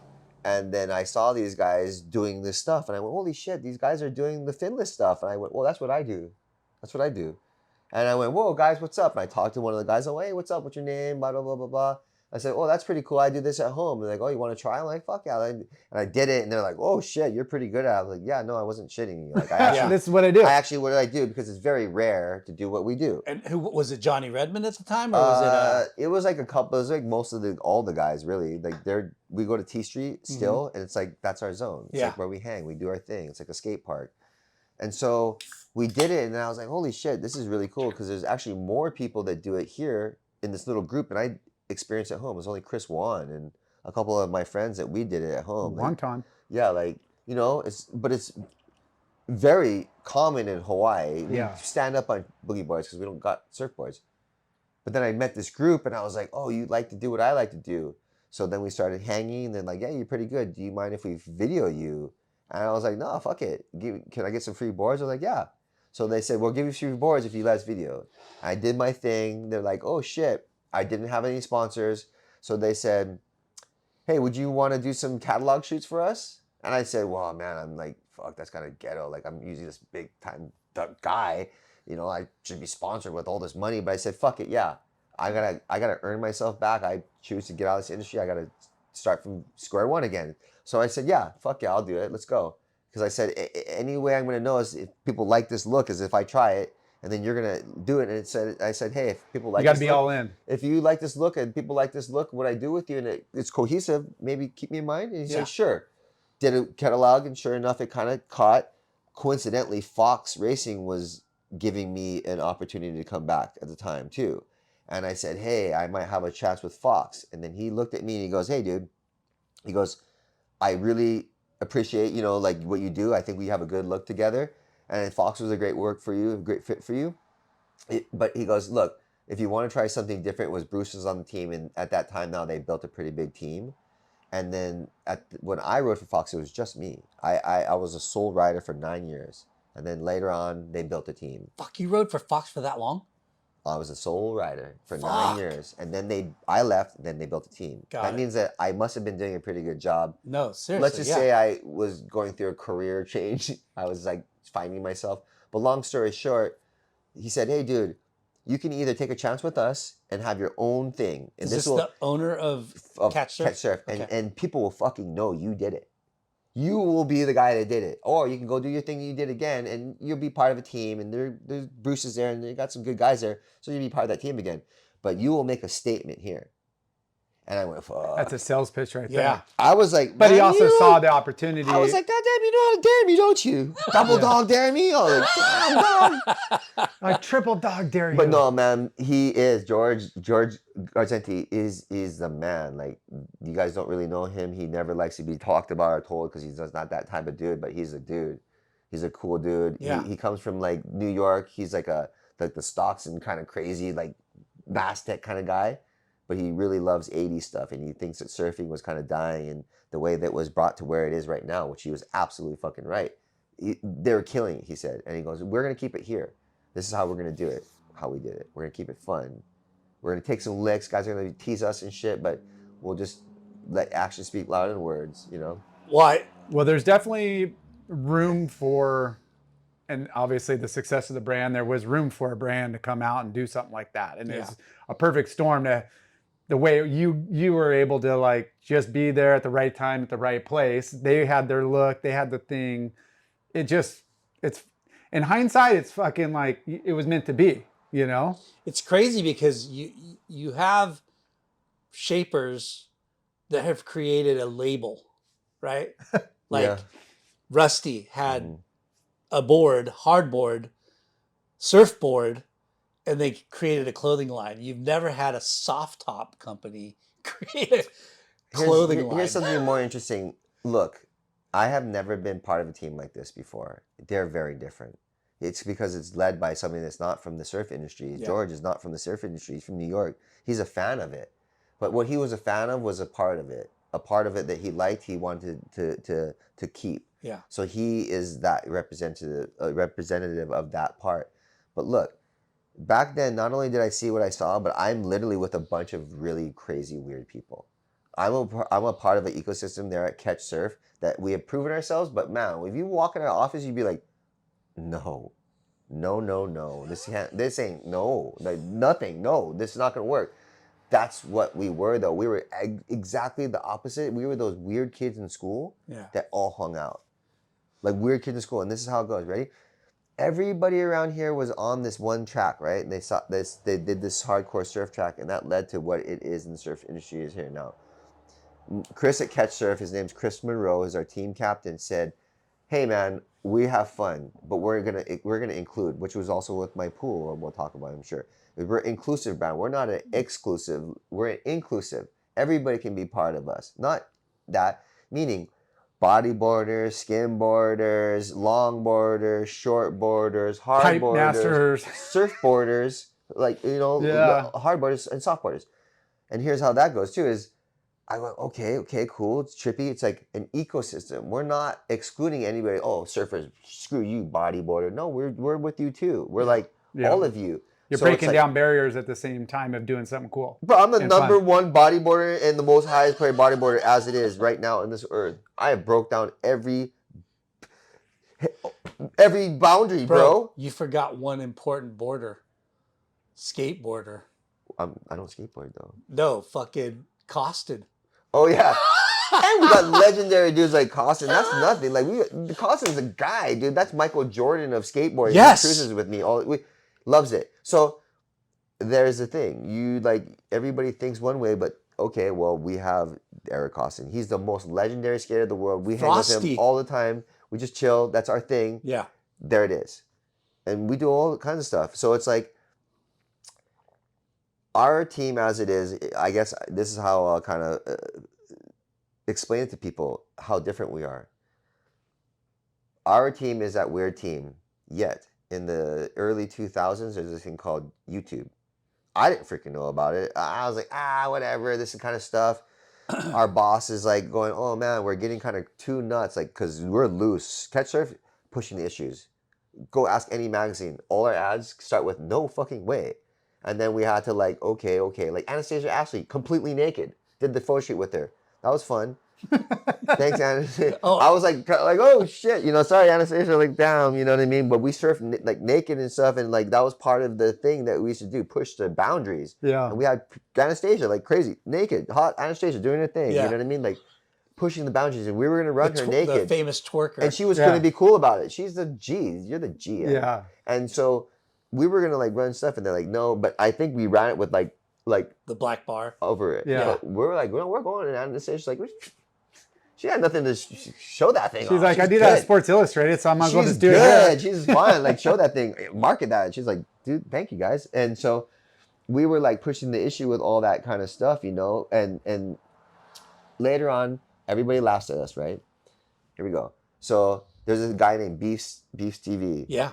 That's us. That's Beefs, and he's our guy that does all their stuff Yeah, in house and a team manager. Yeah. Speaking of YouTube, He's the dad. He's the dad. Yeah. You started YouTube, but you never even did it. 'Cause you just did it Beefs. through And Beefs, here's right? the reason why. The reason why is because I have my own YouTube. I have like quite a few followers for not using it. I'm kind of started using it. Like using it a little bit, but I don't really because I spent most of my time with Chris because I said, oh, let's stay in my lane. You're really good at it. I did my own for a little while, but I'm like, oh, Chris, you're way better at this. I ain't gonna do this no more. And he's like the dad. He's always on the beach critiquing me, saying I suck, not saying one So positive he's thing the about catch my surf surfing. team manager. He's a team manager. So he's on the beach just telling me how bad I suck. Beefs officials. And then it became something called Beefs TV. And that's all of us. So what it really is an eclectic group of a bunch of people that go and entertain each other and have fun and entertain you at home. But we're not all surfers. It's a skimboarder, a boogie boarder, a longboarder, like all these different people, right? Yeah. So later on we do this thing and we do this YouTube, we stick with it, and we're like, oh shit, we got this award. So we get this YouTube award, right? Because we get these YouTube awards for 100,000 subscribers and blah, blah, blah, blah, blah. And then we're like, oh, okay, well, let's see. Is it a coincidence that 100% of our team all has YouTube awards? I have mine. Chris, Beefs TV, we have ours. Ben Gravy has his. Blair Conklin has his. Jamie O'Brien has his. You know what I mean? All our team writers, 100% of our team writers have our thing. I know like Nathan Florence must have his award by now. For sure. But see, it's like we are on another game, right? We're entertaining a whole nother sort. We're on a whole nother level. We're doing a whole nother thing, everybody. Our aim of anything in the surf industry, which it is now, was somewhere else. Like you guys were at the forefront of the whole YouTube fucking and here phenomenon. we are. So here's how it goes, right? A lot of people back in the day would be actually paying for a surfer to get famous because they're paying for their spread ad or their full page ad. Yeah, they're building you into something. They're building you. So nowadays what happens is it's flipped. You have to build yourself to be popular, to be worthy to be now in this spot, to show and have a person. That's flipped. Now you have to be famous to be held up high and then sponsored because nobody's going to sponsor you unless you have a likeness already that's already propelling itself. Yeah. Right? So we were already ahead of that, but nobody really knew of that. We were having our awards. Oh, well, look, everybody has their awards. You know, back then, like 5 years ago, we've had our awards. Yeah. People are like, what is that? I'm like, never mind. Yeah. Never fucking mind, dude. Like, all you guys tease me. You're great. You say all my friends are kooks. Yeah, right. Like, Ben Gravy, by the way, owns 5 houses. He rows a Range Rover. He had $1 million wedding. You know, J.O.B. lives at Pipeline. You know, Blair's the biggest looked Skimboard. at account. No, not Skimboard. Blair has taken over Jamie's. My other team might take my other team writer over. Yeah. He's the most looked at guy now. And he doesn't have put it this way in perspective. Our team riders have such drive that one team rider drove him because he rides for Red Bull, Jamie, to what? Ben Gravy propels our team to like, oh, I want that. I want to get, okay, let's do that. We teach each other how to do it. Yeah. Right? So we're like these idiot nerds that I'm like, you know what? Chris and all our team were like, you know what? Go run the thing with a tour, get paid nothing. You're in a horse race running around. Your dictation is what that judge that I don't like says your worth is. And when he says, nah, you're out of here. You're out of here. Guess You're what? out. Back in the day when I said, fuck you, you're not going to tell me that. That's not cool and that's not right. Because I know that Uncle Bob told me I sell the clothes. You don't sell the clothes. You're telling me that his Uncle Bob's clothes is on discount now? I'm going to hold Uncle Bob Hurley, because I was back then, this is when I learned my shit, that I'm going to hold the integrity of his clothes by holding my integrity and standing strong to my lifestyle and my sport. Because if not, you're going to devalue all of us. And I'm not going to be valuable in this thing. And I'm not going to allow you to do that to me. So in that way, I have a bad attitude. Sure, I showed it in my CT by retiring very early and going F this, walking away from the tour, going to the drive-thrus, 9 year syndicated #1 show on TV, all that BS. Taylor Stills Emmy Award winning thing, and then now in my humble world, all my team riders on my team Catch Surf have something that an award that people don't even know what it is, which YouTubers like Unspeakable, Mr. Beast, go name them, Jake Paul, all these guys that idolize. You're like, bro, we do that. That's what we've been doing forever. We like you guys teasing us, so we knew that you guys didn't know what we're doing. It's like the more you tease us, the more we know we're right, and you're. Go ahead. You know, it's you guys are doing it not knowing the outcome at the beginning. Like, oh, we're just having fun and we're going to promote what we're doing and whatever. You're going to get backlash, but you know, there's so much going back to like the cookie cutter surfer, you know, fucking another barrel, another air clip, you know, it's like there's so much competition. What you guys are doing, you're pioneering like a whole new segmentation of surf market, you know, and all of the talents you just named off are all in their own right, like craziest dudes in their own right. Yeah. You know, Jamie O'Brien and Blair, Kalani, you know, Ben Gravy, like Kulani. Don't forget that. You know, it's so awesome that you guys are able to monetize it, but you're just doing it because that's what you guys do to have fun. Yeah. That's all we do, dude. Like we figured out how to entertain people with what we do, what people like, and the reach, and do it. Yeah, and the reach. It's like it's kid friendly, it's comedy, it's funny. There is some gnarly. You guys are, you know, the wedge, and there's some crazy. Well, if you look, I'll give you guys science since it's already here, and the surf industry needs all the help it can get. Look. Bro, if you guys think it was easy as not, I got ridiculed so hard coming in, and my boss is nuts. We go at it. All of us guys, we have fun, but we go at it like friends. Like we'll talk normal. It ain't a normal relationship. Me and my guys at Catch Surf, we will tell each other straight. Yeah. So, it didn't come easy. No, and that's what you need to preach. Here's the best part about it: the difference between anything I ever experienced in the surf industry prior to me being with these loose, crazy guys is. But also, I always name like guys like I really respect, like Uncle Bob, that have taught me different stages of how to handle yourself in this thing. But the way and the reason why Beefs TV even became about was because our boss at the time thought, oh, okay, we're getting bigger. I want to go to a little bit more refined. This is kind of too hardcore. We're maturing out of this. Let's get mature. You know, let's be more like this, changing our image. And we're like, dude, no, we can't do this. This is us. We're hard. We're like the guys. We're pushing levers like the Volcom kind of that. But like we have all these people that don't fit that description of what you're trying to put us in. So the boss and I and Chris from Catch Surf kind of like had some like hey arguments about it in-house. Beefs. Whoa. We had beef. And we said, hey, dude, listen, look. I said, I know you think we're loose. We're still going to stand on our train. You want us to go one way, but we disagree because we're doing promos on the street. We're doing promos. We're like more on in it and connected than you are at the moment. You're doing your thing, but you don't see it like us. We love you. We love this. We love this fucking brand. We're not going to listen to you. Therefore, we don't think you're right. Okay? We love you that much. So this is what we're going to do, dude. This is our agreement. You're right. It's hard. It was just bad. This is gnarly shit. This is not, I'm making it sound cool, but there's a lot on the line here in this conversation. Yeah. This is all of us. This is me as my team, the team writer, our team marketing guy, and the boss. And we're having it out. And we're like, hey, dude, listen. You disagree. You want it to go this way. We're going to do it corporately your way. And the umbrella of Catch Surf, what we see you want. You're paying the bills. But this is what we're going to tell you. We don't agree. We're going to do this thing called Beef TV. It's going to be YouTube. We're not going to say we're, the Catch Surf thing, but you're going to see our products. We're not going to tell you to buy our products at all. We're not going to tell you because you're going to tell people and we feel that you're going to make people kind of feel like you're telling us to buy products. That shit ain't going to fly, boss. We love you to death, but that ain't going to fly. We're going to show people how to use the products, how we love to use the products, and just show them. Yeah. Because we don't believe that that's going to be the right thing. And that's what's...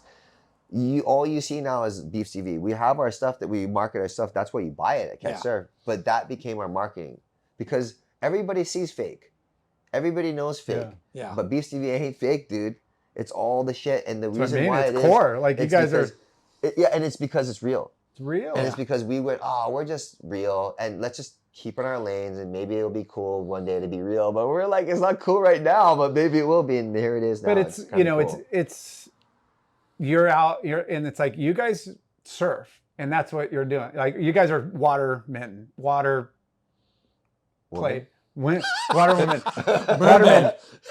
Oh, Like the videos of it, like being like, I mean, you're at T Street and it's fucking 1 foot, and you guys are like getting barreled, and you're just doing like El Rolos, and then and then the next video is like, oh, swell came in, and you're at lowers or you're at the wedge, or it's killer that you guys are just filming what you do every day, anyways. But So you guys seriously had a meeting about creating this YouTube channel. No, it was a fucking straight up blown argument. Blowout.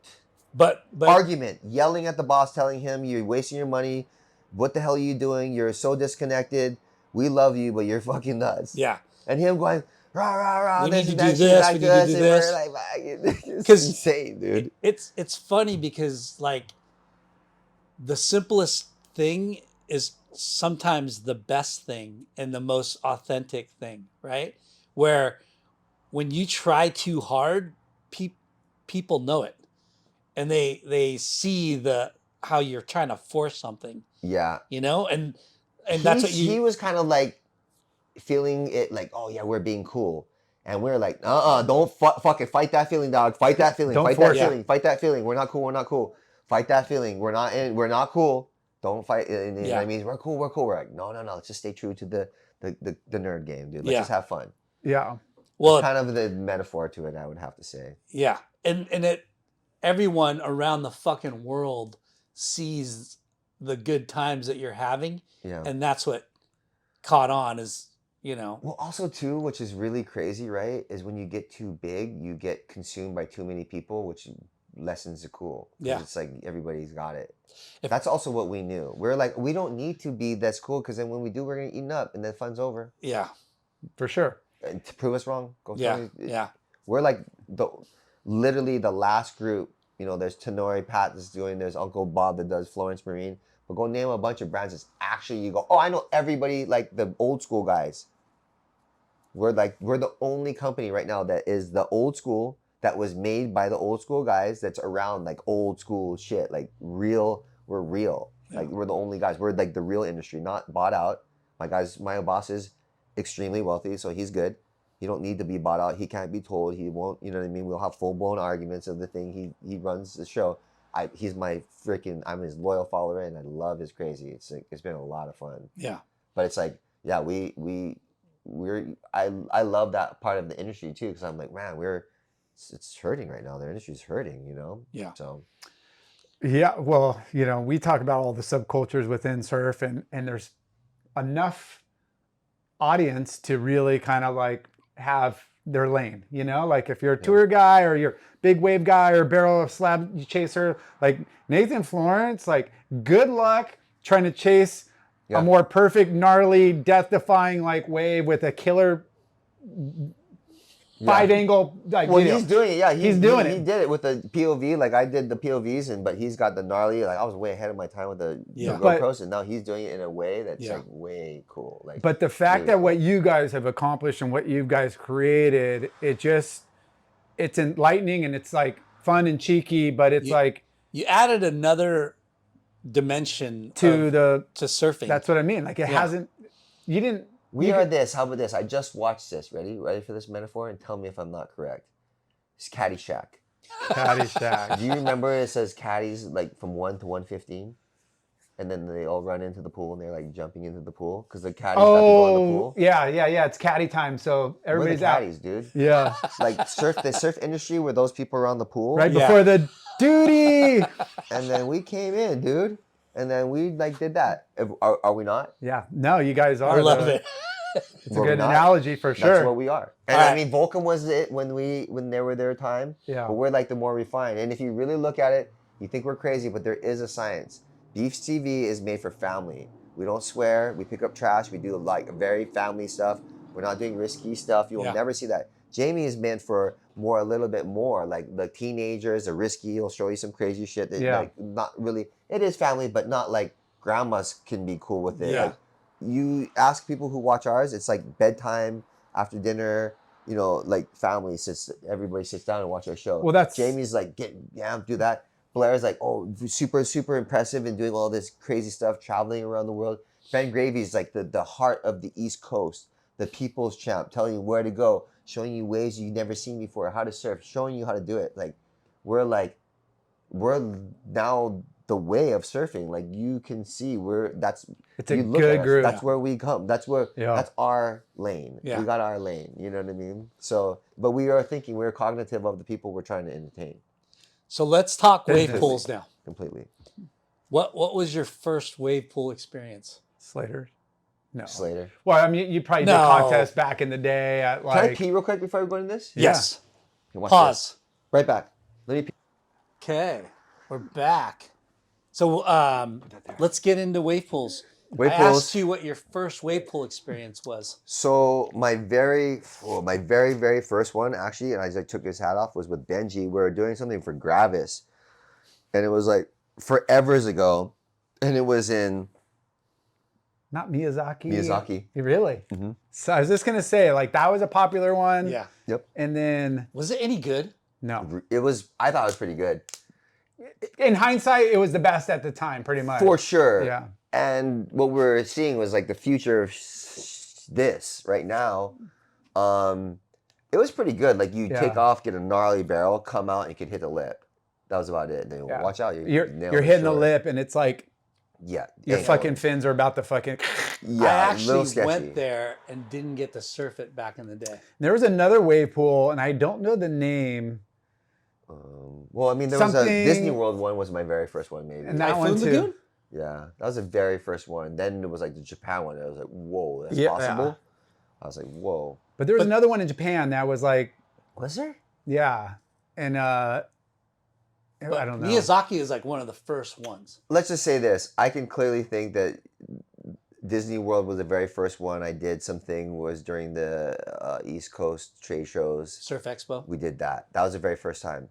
Then Gravis took us to Miyazaki. I saw that, and that was just like so much to comprehend because it What was a kind of dome. technology was that? It was pneumatics, but it was a dome that opened up, huge pool. Yeah. There was islands on it, islands inside the pool, islands. Yeah. There was slides that came from the top of the ceiling of the pool, Japan's the so water gnarly. slides that came all the way from the top of the pool all the way into the water. There was restaurants. There was a beach. There was a pachinko place right across the across the street, like this mini right here. There was a 6-star hotel, and there was 2 golf courses by Tiger Woods that Tiger Woods made. Fun zone. Dude, Yeah. that was way ahead of its time. I that was, stayed in the that was hotel. the boomers for surfers. The hotel was like 6 stars. I'd never stayed in a 6-star hotel. I was like, whoa, this is gnarly. Remember there was like a fucking like show that like a Yeah, surf that's right. show That's right. or whatever. That's right. Yep. Yeah. I They would do a met show. that. He was Australian guy. Yeah. Yeah. That was like the lead dude. Right. Yeah. And I was just like, what the fuck is this? Japan is so weird. They're so far ahead Yeah, of they their do this stuff, dude. theatrical, like Yeah. Something, yeah. save the chick, and they're It's a like full on struggling. like Yeah. play or whatever. Yeah. Yeah, Crazy. play, and he would do it like 2 or 3 times a day. So you experienced Typhoon Lagoon, Miyazaki, and were you like thinking this is going to be the waves of the future? I wasn't thinking anything like that back then. I didn't think nothing about it. I was like, oh, cool. That was cool. Later. Novelty. Yeah. Yeah, like I whatever. wasn't even thinking nothing about this. And then obviously, years and years later, Kelly's talking about wave pools and that crazy wave pool thing, but it was all like talk, and you see these things in the magazine of these crazy donut one and all these Yeah. things. But you're like, show me the money, whatever. You know what I mean? But literally, I mean, look, he's who got me into it, is Kelly, and so obviously he became Kelly. Then he did his pool. Yeah, But did- you didn't. Not a lot of people heard. You'd have to talk to Kelly. You ever have Kelly on the show? Twice. Yeah. But yeah, we talked a little bit about it, Not but too not much about the pool though. Yeah, not But- much. Yeah. Going back to this, Kelly's pool, yes, but Waco came first though, right? No. No. Way after. Waco Yeah. came Way after Kelly's pool? Yeah, Everybody came after Kelly. Kelly's like, I mean, look, His the was Miyazaki guys were before him, but like, he made it something. He was like, I want to make a wave pool. I'm a surfer. Care. Everyone's like, I made a wave pool in Japan. Miyazaki. There's a show. They're like, I don't fuck what. I guess you could surf God, that. am I That's not like tripping? surfing though. It wasn't like I'm gonna go surf there. Oh, 'cause- Slater's has been around for like 10 years. More. Yeah. Like Because it's Waco came out during Way COVID, after. right?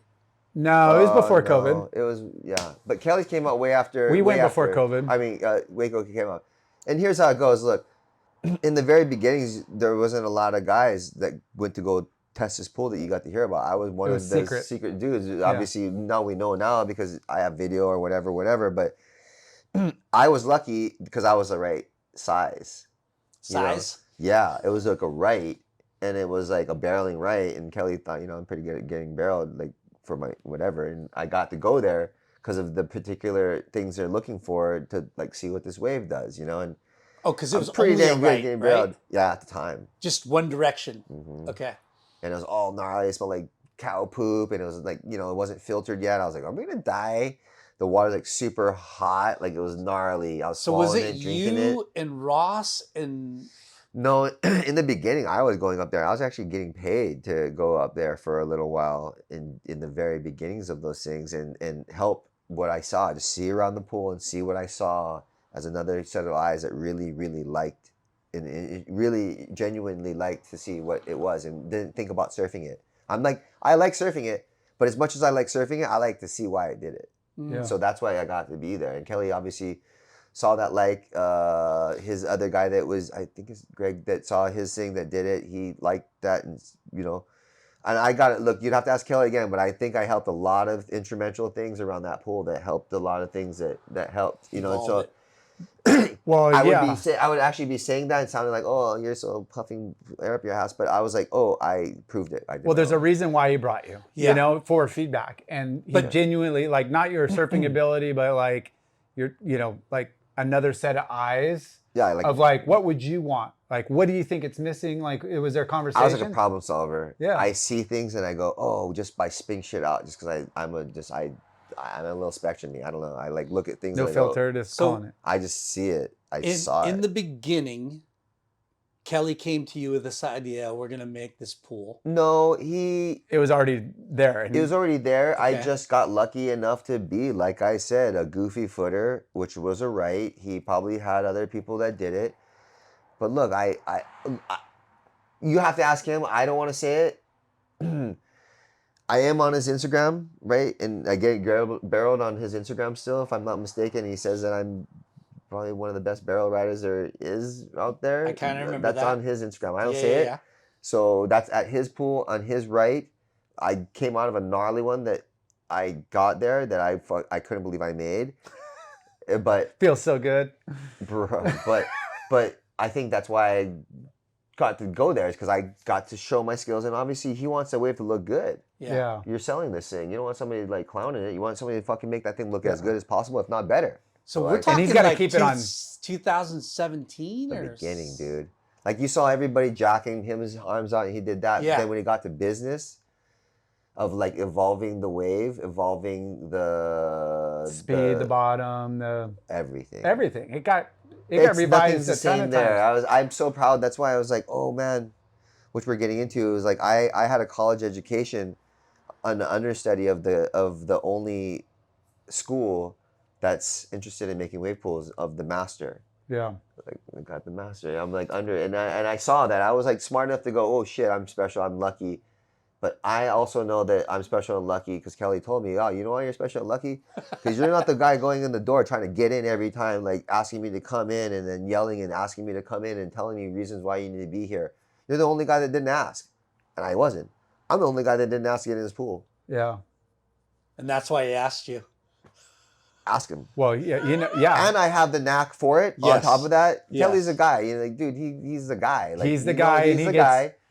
And Yeah. it's hard to even be, because he's like on his radar, even if you're his best friend, because he's got a lot of people out there doing shit that Yeah. it's like, dude, Kelly, They're can I do paying this? Kelly. Yeah. They want a piece of him and his time. Yeah. And when you don't want to be that friend, but he also probably appreciates that. You said, like, he's just like, look, I'm going to bring in my tight crew, and you know, I just wanted to show value and not be Yeah. one that's taken. I want to be one that's given and showing that I had value to it. And then when I was able to have that, I had probably what can I say? It made me feel like, oh, I authenticated, like I do belong here. I can do this. I could Yeah. contribute. It and, gave me confidence. Yeah. So- and then I went, oh well, if I know I can do this, okay, Kelly needs a lot of money, he needs a lot of land, he needs water source, he needs all these things that I have to. Unless I'm a complete asshole and I'm just like, Kelly, when can I surf again? Oh, when can I surf again? Oh, can I get my friend in? Yeah. I'm there for a job, and I loved it. And then I just went, okay, I can do this. And so when I learned those things, I went, well, you know what? Fuck it, let's try this. I can do this. I know people. Yeah. I even told Kelly, I was like, hey. And he looked at me funny, like, you fucking shithead. Are you fucking serious with this shit?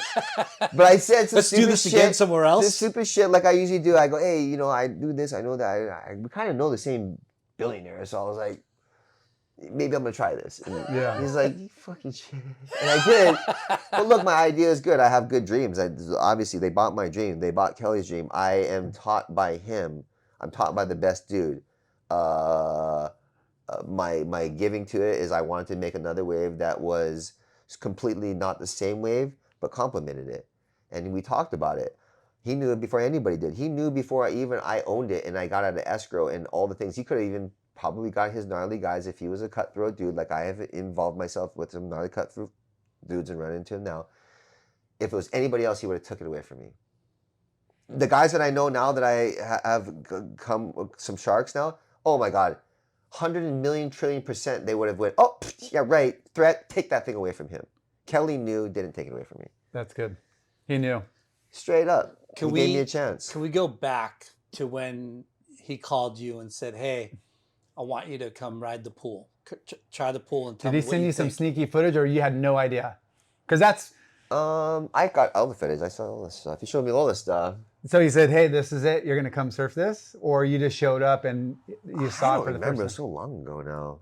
I have to ask him. I 'Cause- don't remember. I just remember seeing everybody's thing. Because it and was a then- secret for a long Yeah. time.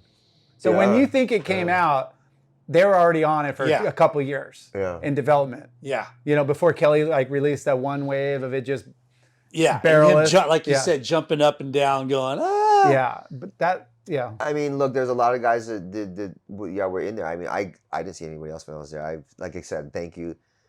But again, what the real story is about it that became anything is not about me surfing it. I really loved it. And I'm like an understudy of him. Yeah. And he is a certain type that he's not, dude, Kelly's a very smart dude. He's not Very just a pro smart. surfer. You think he's analyzed the things he did, the numbers, and crushed those numbers, and it didn't add to him being 11-time dominant world champion. He's like, dude, he can do other things too. Yeah. We Golf. talk about it all the time. golf. He's like, got a photographic memory or something. Yeah. He's So like, yeah, he's a champ. And so look, I hope that I want to make all you guys proud. I want to make you proud. I want to make all my big bros proud. But I want to be like representative of things that like you actually can be proud of. Like, oh yeah, right on, you know. And so that was me making the decision. And then I went, like I said, later on, I went to that Stab High Air thing. Shane Magnuson was there doing it. And by the way, before he went, he talked to me before he took that job in secret to go to Texas. Shane Magnuson did. He came down, talked to me and said, hey, dude, I'm going to make a mistake. I need to ask you. You're the only guy in the world that knows about wave pools besides Kelly. I don't know Kelly. yeah. I know you. Can I ask you some questions? And he asked me before he moved to Texas. And I said, hey, dude, straight up, I go, I don't know nobody else like you. And of course, I go, yeah, I'm the only guy that goes up there with Kelly, so I don't know nobody else. But I assume there would probably be people that want to make wave pools, so there'll be guys that are doing it. But I said, as it is, I go, man, I don't know nobody, and we know everybody on the earth. I go, you're a good surfer. I'm a good surfer. Kelly's obviously the guy. I go, I think we're the next in line as far as liking this thing, liking the interest of doing this. So I said, I'll talk to you in a couple years. You're going to go there, do that? I go, I said, go for it. I said, I would do it. I said, try it. Yeah. It's crazy. He went with that. Moved his that whole dude. family to fucking Waco. Yeah. So he did. That's gnarly. Yeah. That's gnarly. And so he put in work. He put in work that nobody's going to do for that college education, as I put it, on knowing the things, the trials and tribulations. And it's not fun doing this stuff. Yeah. And then I put in work because I said, hey, I'm getting lucky. I'm very lucky to be Kelly's little bro, and I guess I get to be in there for whatever reasons. I get to be in there, and I'm going to study this. But of course, I'm not no fucking kook. I'm not going to go, Kelly, and do the exact same thing. I looked at everything Kelly did and went, okay, what compliments it? What's not going to make him mad? What would make him be happy? What would make him be proud of me? What would make it be like also at the same time so good for the industry and like this great thing? But I wanted mine. I don't really this kind of stuff up here. These guys are kind of rich. I'm not rich. I'm like kind of more like Caddyshack. I have my friends. They want to be part of this. They probably want to fit up here too. I'm gonna make my own vision of this. So you're gonna do Snapper. I'm gonna do D-Bot. Yeah, That's it. I told him I'm gonna do D-Bot, and so I'm gonna do it. So like we're still gonna add to this world. And I say, hey, maybe one day we'll do it together, and we'll do a Snapper D-Bot, so we don't have to drive as far. But I said, hey, isn't it kind of cool? And I did it. I did it with a couple of my close friends. I said, oh, let's do the surf trip of the future. Go to Kelly's pool, go surf, and then go to my pool, right? And this is like this new thing that I go, oh, this is sick. Yeah. Like, going out here and doing this is very adventurous and something completely different. And it's an adventure, just like we do. It's not adventure. Yeah. It's not this, but it's an adventure. It's Yeah. new. But the reward is, it's Guaranteed. business. It's business, but it's like Guaranteed too. This is what's going to make me happy. Like I get to go surf and be involved in like a wave pool. Like we talk about how fun it is. Very interesting. It's very interesting. It's on the because frontier, but it's high level where you're like, oh, there's no failure. Because the wave is going to be there. You're paying all this top dollar. The wave will be there. You will catch that wave and get the opportunity because no one's going to snake you. You have your turn. Yeah. You have many opportunities because we have this privately. No one's going to come into your Unless Larson's in your heat. They're not going to get attacked by a shark or local or any of this stuff. Unless Larson's in your heat. How many times have you been full of snake?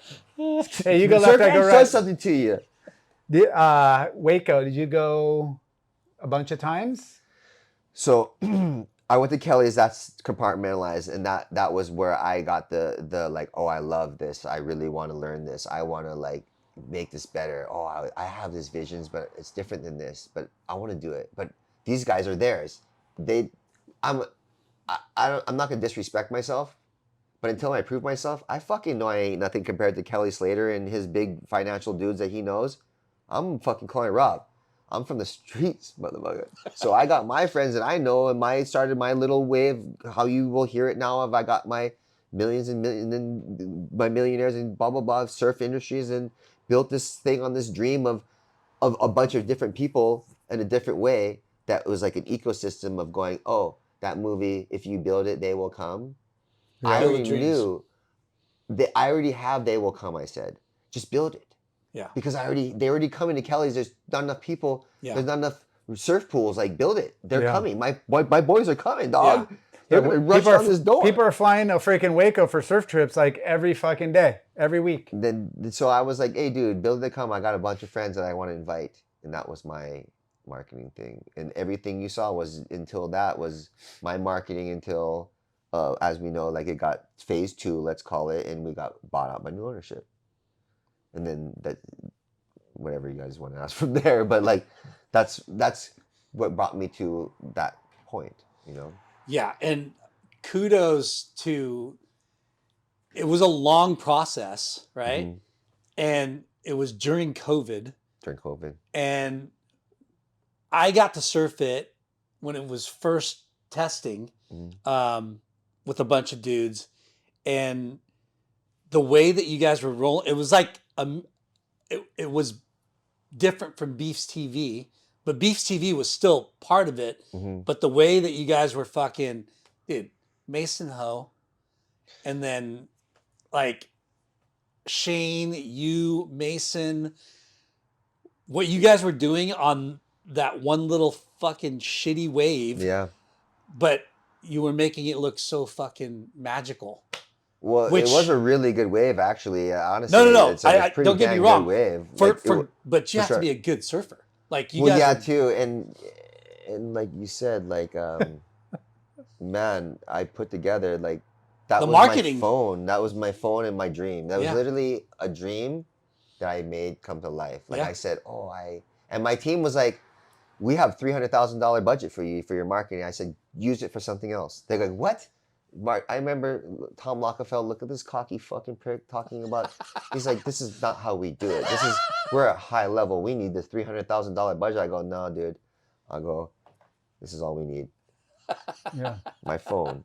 And these guys looked at me, I'm like the cockiest asshole. I'm like, bro, I'm not. I'm just telling you, I really can back up what I say. You don't need money. Yeah. I said, your money. You bring the right people here who are the my right people, and we're going to promote the fuck, and it's going to be Their viral. money. Their money. And I said, honestly, dude, I don't want to be disrespectful. I know you guys don't know me and everything. I sing very cocky with what I said with my phone.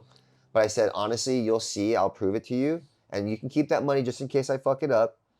But just trust me, you don't need that. Put it to something that you need, because marketing, that's what my job is. And I said, I don't think you'll be able to afford what I can bring to you. You know the word FOMO? Yeah. You fucking made me have so much FOMO. You made it look, like I gotta fucking get back out there. I gotta get out there. You know what I mean? Like that was that's like so much fun.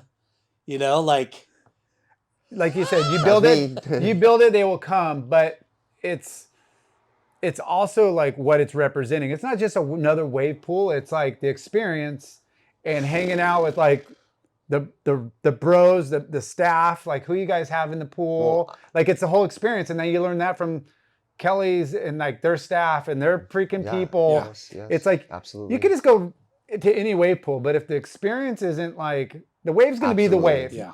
You can put out the waves, A, B, and C, whatever, CT. Absolutely. But it's the crew, and you want it. It's best pool side beach day slab surf session. You can't put that together, Absolutely. Like, I mean, when you have the best restaurant, but you don't have the best service, you don't have the best restaurant. Nope.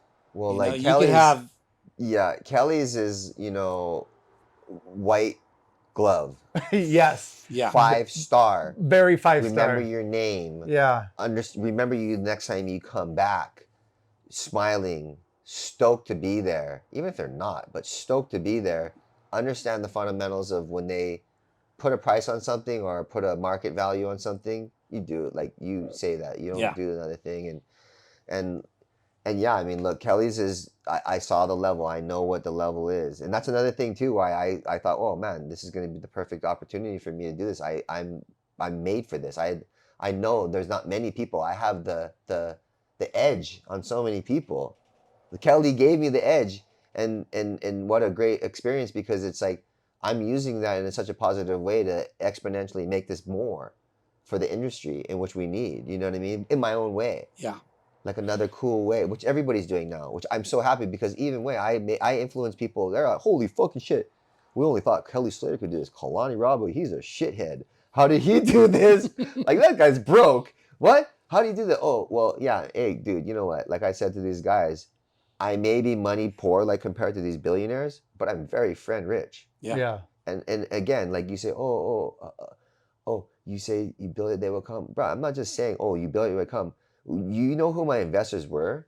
Like if you take a look at who some of my investors were, we are the ecosystem of surfing, meaning this was the playground that was meant for all the big boys to have fun with all the other people, and do business, have a great time doing it, and not even know they're doing business, because we're just hanging out surfing, but all the big shots are there because all they have an invested interest. Their invested interest was meant to be to bring back surfing. Why? It's because it was an invested interest of something we all could do. It was for surfing, it was for culinary, it was for art, it was for music, it was for friendship, it was for athletes, it was for celebrities, but all of them were supposed to be together. And this neutral area where it was around fun, and a person who ran it that didn't fucking take shit from people and was going to make it so everybody felt a certain way, because you can't teach what you don't know. Yeah. You can't experience something and say, oh, I know how that guy is, without having that 5-star experience in white glove. You may think you do, but you don't when you show you don't. And I know that I knew that, because I said, hey, when you see the names that have come but don't come back now, you understand that there was a certain part of compassion and understanding that one athlete will know, or a celebrity will know how to treat another one, like deeply. not like surfacely or oh I know no, I actually know. So when people feel comfortable to be around that, they know they trust, and they don't feel trust when they go, oh, that person wants this or that. That's what I built that around, because I'm like, hey bro, this is part of us, this is something that you can trust. Like, I'm making a part of this. Yeah. Yeah, No you- exclusion, inclusion. Yeah, you know? need to have authenticity, like we always talk about, and even in a wave pool setting, in a business like that, it's like you want to be able to like have the right people that are making the waves, controlling the vibe, having the like experience. Like, yeah, people could with money could just go buy the technology and put it, build it. But if it's not with the right experience and the people, then it's kind of like, I don't know, that wave was cool, but these other people are doing it way better. Like you want to be It's so funny hearing you say we talk about authenticity with wave pools.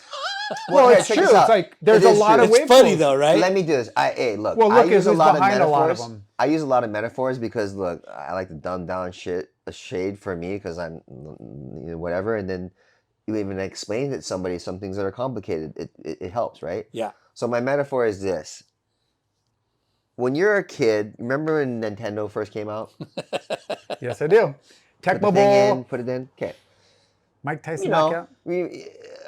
I'm not gonna say my own thing, but this is my own life. I'm sorry, but I'm not gonna use names. But there was a kid that got the Nintendo first, right? And he was like a hog cheese kid, always hogging the controller. The mom was kind of strict. Take off your shoes.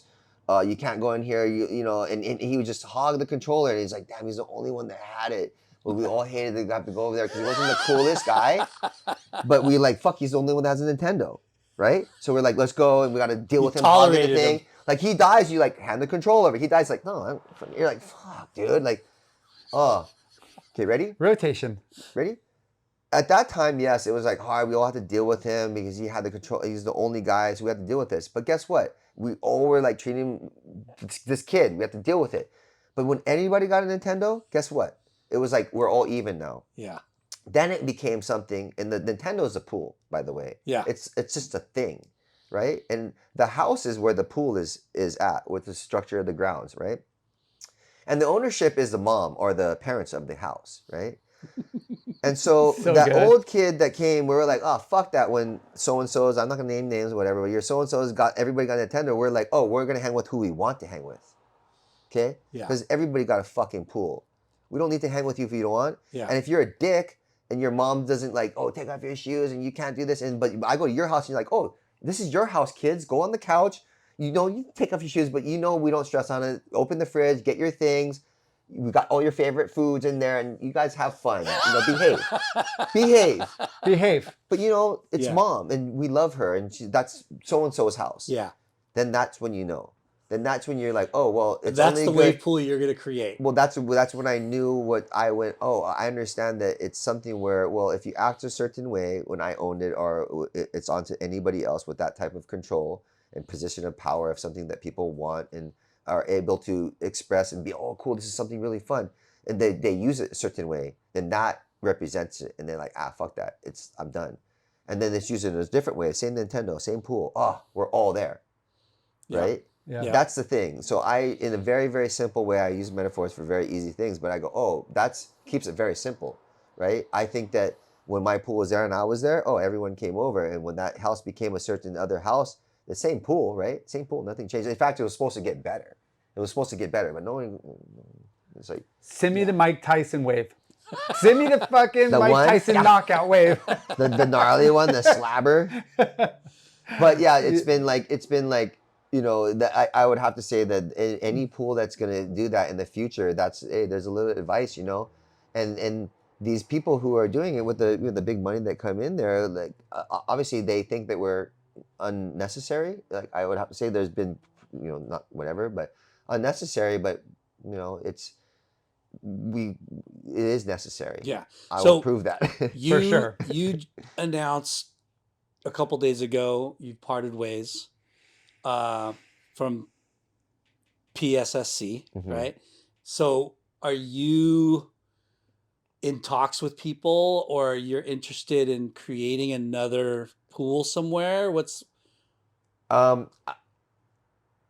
At first, I left the sourest taste in my mouth, which has happened. Why, yes, I've announced that I'm not part of the pool anymore as an owner or as any part of it is any of that, and super bummed. I was like, oh man, I'm so bummed at surfing, and oh man, how did surfing betray me because of this thing? And I did this for everybody. How can they not see? How did this backstab me? But it wasn't. It was business that did this. Surfing's there. It's the business, you know what I mean? The business life of that, and it's crazy. There's crazy business out there, and yeah, I was like, nah, I don't want any part of this. It just kind of brought around too many things that I'm the visionary, I'm the dreamer. Man, I'm so impressed. I gotta say, I'm impressed with myself that I got this to go. Like, I'm sure a lot of people are like, holy moly, you really did it. And I'm very proud of myself. That's my calling card now. Everybody knows, oh wow, it is to where it is right now, and I'm out. But I did get it to where it is, and I'm Absolutely. to that point. Everybody sure. knows that, and You guys made something out of nothing, and that's a huge accomplishment. don't forget too, guys. I got it funded during COVID. They're shutting down the world. Yeah. Everyone's scared. Everyone's about to die. Everyone's on the same of that. Yeah. I got it funded during COVID. So crazy. During the worst time in the world. I got that thing funded, dude. Yeah. And nobody was getting deals funded, and I was doing under the restraints of orders of closing down and stuff. And since we were a public pool and we were selling in a certain way, we just, it was like divine intervention, the things that I was doing. So, yeah. And now, it's, again, there weren't that many pools in America. And you guys, again, outside of Kelly's and Waco and and then now there's a couple popping up on the East Coast. There's a couple more popping up on the West Coast. Like there's, it's an industry now. It wasn't just this novelty like, oh, it probably won't last, or it's probably gonna break, or it's gonna be too expensive, or nobody's gonna show up. Like all the negativity around it. Mm-hmm. But we've been to a bunch of them, and I'm sure you have. There's a surf expo for wave pools just like last couple weeks ago. Like you go to them and you're like, this is too much fun. Like, and it's the wave. It's hanging out with our bros. It's the experience. It's the getaway. It's everything. Yeah. It's awesome. It's a good addition. I think it's a new surf trip. Like it's a new surf trip. I was presenting Frank Sinatra's World at one point, Suits. Like I was going out there with my partners when we were doing experiencing Suits and walking the same footsteps as Frank Sinatra and going, whoa, this is freaking amazing. We're revitalizing this area of Palm Springs. We're bringing back, like you go out there, you see a lot of places that are not open. I'm like, I dream about bringing this back. I see all this stuff dead. I said, oh, look at the demographic of people I bring. Everybody through town's like, thank you for bringing Tony Hawk. We've never had Tony Hawk's name synonymous with Palm Springs ever. Yeah. And thank you. That's, Kalani, you've only been in town for X amount of time. You've already done that for Palm Springs. I wasn't paying for food anywhere in that place. I wouldn't buy a drink in that town for that time. Everyone's like, thank you. I was like, I'm on. This is it. Frank, thank you. Like you see a picture of like Frank's grave, like literally spiritually going, thank you. Like, will you allow me to do this? I'm Hawaiian. Like, I asked Agua Caliente, are you guys okay prior to buying the land if I come in? They're like, why are you asking this? I go, because I'm from Hawaii. I ask before I come in. I know that a lot of people come through and just take. I'm from Hawaii, from a place that people take from me. I'm like you. And the guys are tripping. They're like, wow, we never had anybody ask us like that. They usually come in and just do their thing. I go, that's why. I go, look, I would love to do something with you guys in the future. But I want to ask you if you guys are cool with it. I don't want to come in here and piss you guys off. They're like, oh, you're in. Yeah. And I had the best experiences out there. So I think that's just a good life lesson in general is, pay respect, but also, be inclusive and not exclusive, and be like, hey, this is going to be fun, not just for our business marketing plan, but fun for the community. It's going to trickle out across the whole town. Look, it's kind of an elderly and gay town right now up in Palm Springs. I love it out there. And and now back in the day it used to be Frank Sinatra and all the Rat Pack where celebrities go to hide out to get away from shit. There was a certain demographic of age and style and class and all this like celebs and athletes and all this stuff of a buzz, right? I brought that buzz. And I promised to bring that buzz. And I was bringing that buzz there. And I was having so much fun. I have partners still out there. You guys don't know, like I'm a part owner of Villa Royale. If you guys ever heard of the hotel Villa Royale, that was a hotel that I'm partners with John and Anna. And then there's another John and Jeff that own other restaurants. Is like, you know, Bar Cecil is the #1 bar there. These are my friends that had this ecosystem of beauty, of like just amazing surf trip for these guys that have never gone there, right? And then you walk in the lines of Frank Sinatra and you get to go surf this great pool and you get to do the surf trip. And again, like, this is a crazy thing too, but there's like 82 dispensaries in Palm Springs. So it's like, I was thinking to myself, you know, I burn or whatever. I was like, oh, this is kind of crazy. This is like literally the Amsterdam of the new era with surf trip, Frank Sinatra, my big bro Kelly's pool's down the thing. Oh, we're going to kill this. This is going to be a lot of fun. Yeah. Like, this is going to be a lot of fun. And all my friends And are it's coming. within 2 hours from everywhere in Southern California. Yeah, I'm like, oh, this is it. This is it. And I got all my friends, and like I said, they're ready to do, because they're like, oh, we can't wait to throw our concerts here. We can't wait to do. I can't say these things because I don't want any of you guys to steal my ideas, but concerts are obvious. Friends that have all types of surfing abilities, skating abilities, dirt biking abilities. Like, I'll say it, like, a lot of the things that they see now, that regurgitated ideas that they market now, dirt biking and skating and some surfing, but not the main plan of what I was going to build that for was for families and stuff. So you would like, are you going to plan on opening more pools if the right opportunity arises? Like, I literally just announced yesterday, the day before yesterday, that I'm out of that. I have been, as much as I can, because I'm respectful to all the powers that be, because I really wanted it to go through and do well, but it's become too detrimental to me, standing on the side and not making it, hey dude, like, I'm not responsible for the things that are happening out there. I've been really quiet because obviously I want the best for it, but I'm too liable for it. Like, it's affected me too much, where there's too much gray area where I literally have to say, I'm not an owner anymore, dude. Like, every time I say anything, whether it be anything about my pool that's my dream, that somebody, you know, obviously that's taken over by somebody else, is like, it's hard for me to hear any negative about it, when all I know is like, oh man, this is not supposed to be it. And it was your baby, but you don't want, and what you created, you want to like separate yourself from what it's going to turn into, right? 2 days ago was the hardest day fucking ever, because I'm like, wow, I'm going to sink my own battleship.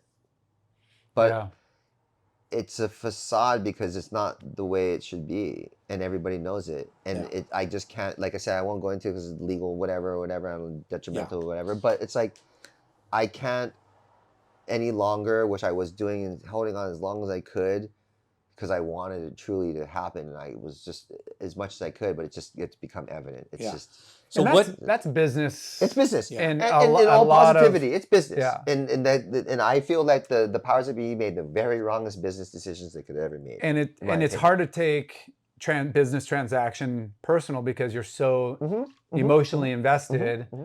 Because of how well the sacrifices and the commitment and the time and the money, all the other things that go along with business. But it's like, this is my happy place. This is where I brought like people together, and this is what I love. And so it's not like, oh, I'll just go get a new job. Yeah. You know, like, oh yeah, it really affected my life. Yeah. And it's totally understandable. And I'm glad you're able to share it. And, you know, I think what, you know, Lyndon's point is, you know, are you going to do it again? And time will tell, you know, and no, you want to do it. It's going to Well, look, I have all these. You've got the experience. I don't say win and lose. I say win and learn, right? Yeah. Like, I had the win. I know I had the win. It was set up for a win. There's no way I wasn't going to win. And I was already showing what I was. So I got what I would think taken and benched, you know? Excuse me. And I have so much want to prove the things that I do, that I've already seen a lot of the things, obviously with Kelly's pool, other people's advice that I've given, minor little like hints to them to be able to do their pool, just whatever.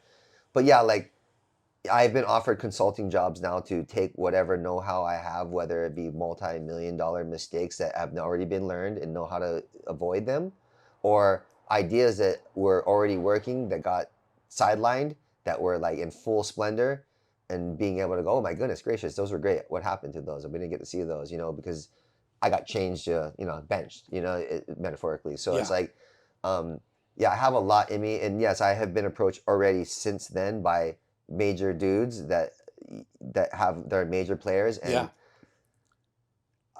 I don't want to go back into the same thing that feel like I did again. So I'll make sure that if I do go in, it will be the right thing and for the right reasons. And yeah, I mean, look, I got hurt. I really hurt my feelings. It obviously pissed me off a lot about other particular parts of it, but more hurt. Like I lost a lot of friends. It hurt me that I really wanted the best, and everybody knew it, and they took it from themselves. I Yeah. think. Well, I think the world needs more wave pools, and if people want to execute a 5-6 star experience, they need to fucking call Kalani.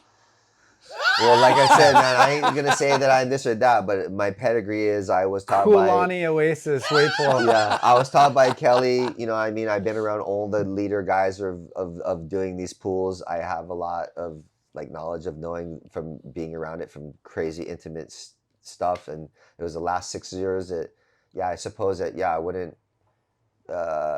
It hasn't been a waste because obviously I learned a lot of business lessons. Like that was a lot, and it's hard. Like Yeah. you take it personally, it pisses Yeah. you off. It's like, whoa, Yeah. I've never what. But that means you're like that. You're in the right realm of what you should be doing. If you Definitely, weren't good point. if you weren't emotionally attached, it's like, why show up to work? Yeah. Why am I doing this? Like, And look, I'll totally be honest. Like, look at how much this industry has boomed, and I'm in the beginning of it. I was the only other guy Fuck besides yeah, you Kelly were. to put my name on something, and I did it. I'm a surfer getting it. I'm super proud of that. And like on that too, it's like I opened the world to everybody. Now everybody's doing it, so it's like, whoa, okay, cool. hey, we'll have to have a like, whole episode about Waco and Benji's bachelor party. oh my god, that was so good. So wait, That was the best ever. you're Ever.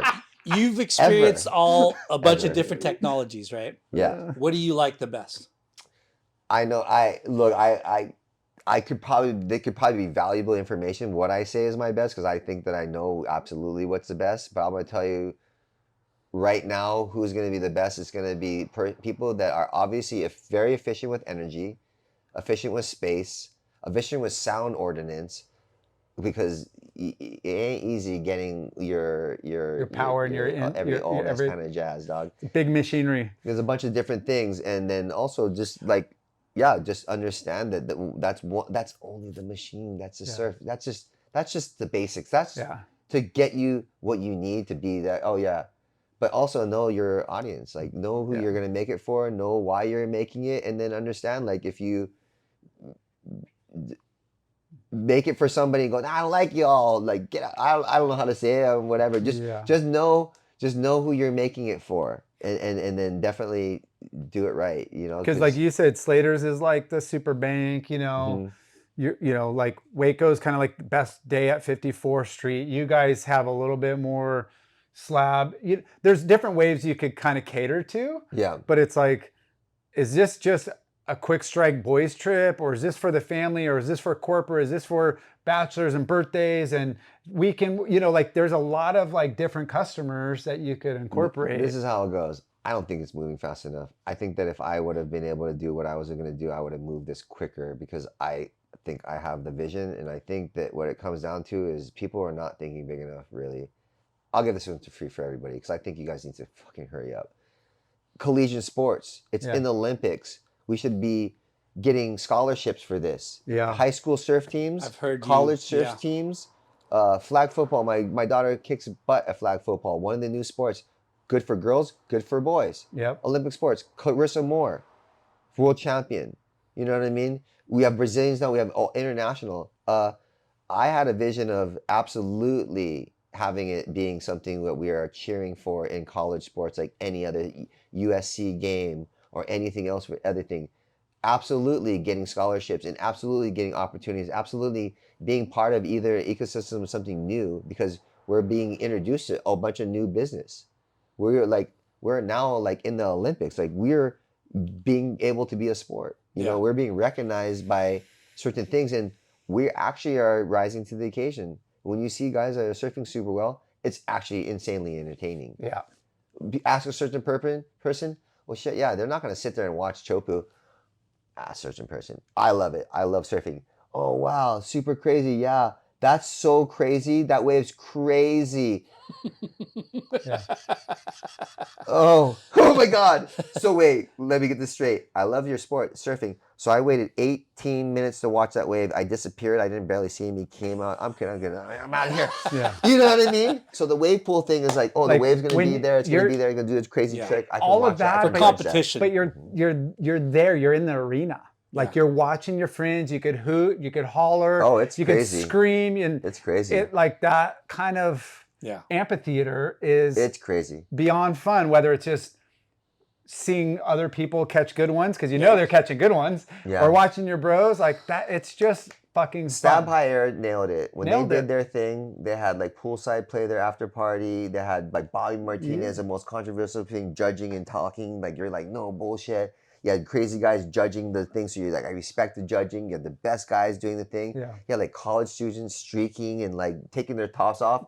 You had like it was like a real sport. And I watched it, witnessed it, and I went, this is the future. Yeah. I said, I see something different. Like, everybody, crazy Kalani, you whatever. Like, I'm crazy for sure. I was on my way with this wave pool to show you just how crazy I was about to be and make this world just crazy. But it is something, it's collegiate. It's something that's, a lot of these wave pools are definitely going to be around strategically around colleges and snowboard areas and board sports and different things.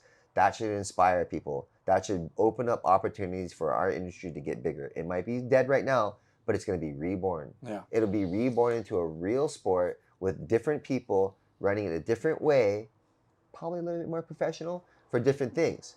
Right now, we're a bunch of surfers. Our money came from a certain area of where we came from. You know, a lot of It's on the drug just dealing cusp of people in the back in the day, not really professionals. Everybody's like, oh yeah, surfing's dead, this and that. It is right now because it's run by the wrong people. They came in, they bought it out. There's no heart. The brain is there, the money's there, the heart is not there. Without the heart, you got the brain, that's great, that makes money, numbers. But then without the heart, nobody cares about those numbers. Go do your number thing over there. Yeah. With your number things, like, that's not the fun of it. There's no fun. The what you're saying about wave pools, we've kind of been hearing about it with Atlantic Surf Park. I was talking to my friend Daniel Terry, and he was like, dude, because of the wave pool, hard goods and accessories have been upticking. Absolutely. You're just like, what? Really? That's kind of crazy, right? Like, it makes sense, but it's crazy that it's had such a quick effect. You know what I mean? And then just It's gonna be interesting. last week, I'm at this little rep show, and the guys from Cowtown, Shane goes, I go, so, because we heard about how COVID has, it was a boom and bust, right? boom bust.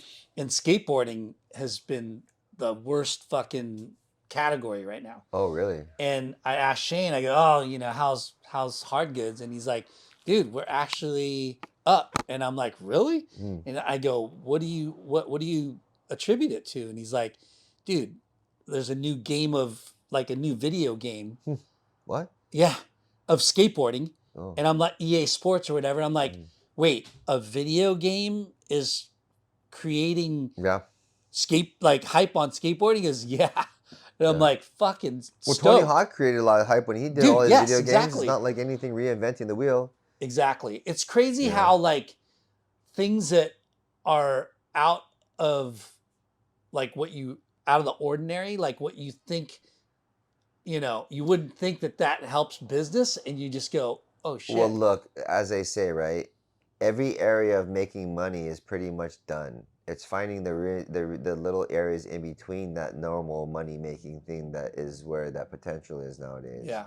So, general normal thinking is only going to get you general normal thoughts and outcomes every day. It's the people who are innovating these new ideas, and again, visionaries, dreamers, people who have visions and dreams that are, these things, not the people who buy it from them and take those. There's actually dreamers out there that are doing it. Those are the guys that are the new money makers, in these different worlds of whatever genres they're in. But yeah. that's it. There's everyone's really thought of a lot of the ideas in this day and age. Yeah.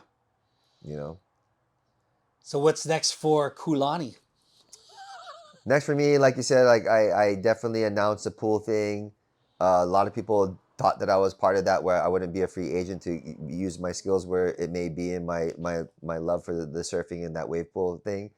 Yeah, it was a crazy experience. I learned a lot. I know, like I said, a lot of lessons that have become probably worth a lot of money not to make. So I Yeah. know that there's possibility for that I've had some calls already in the last 24 hours from notable people for that possibility, and possible, man, like possible if I could see some of the things that I are is valuable and it's going to happen this time, yeah, sure. If not, I got other things I would like to do where I can be used Instrumental. well, and yeah, and still the same thing. Like my cousin's got Sir Coffee, San Clemente. If you've ever been in Sir, you're gonna come and see us.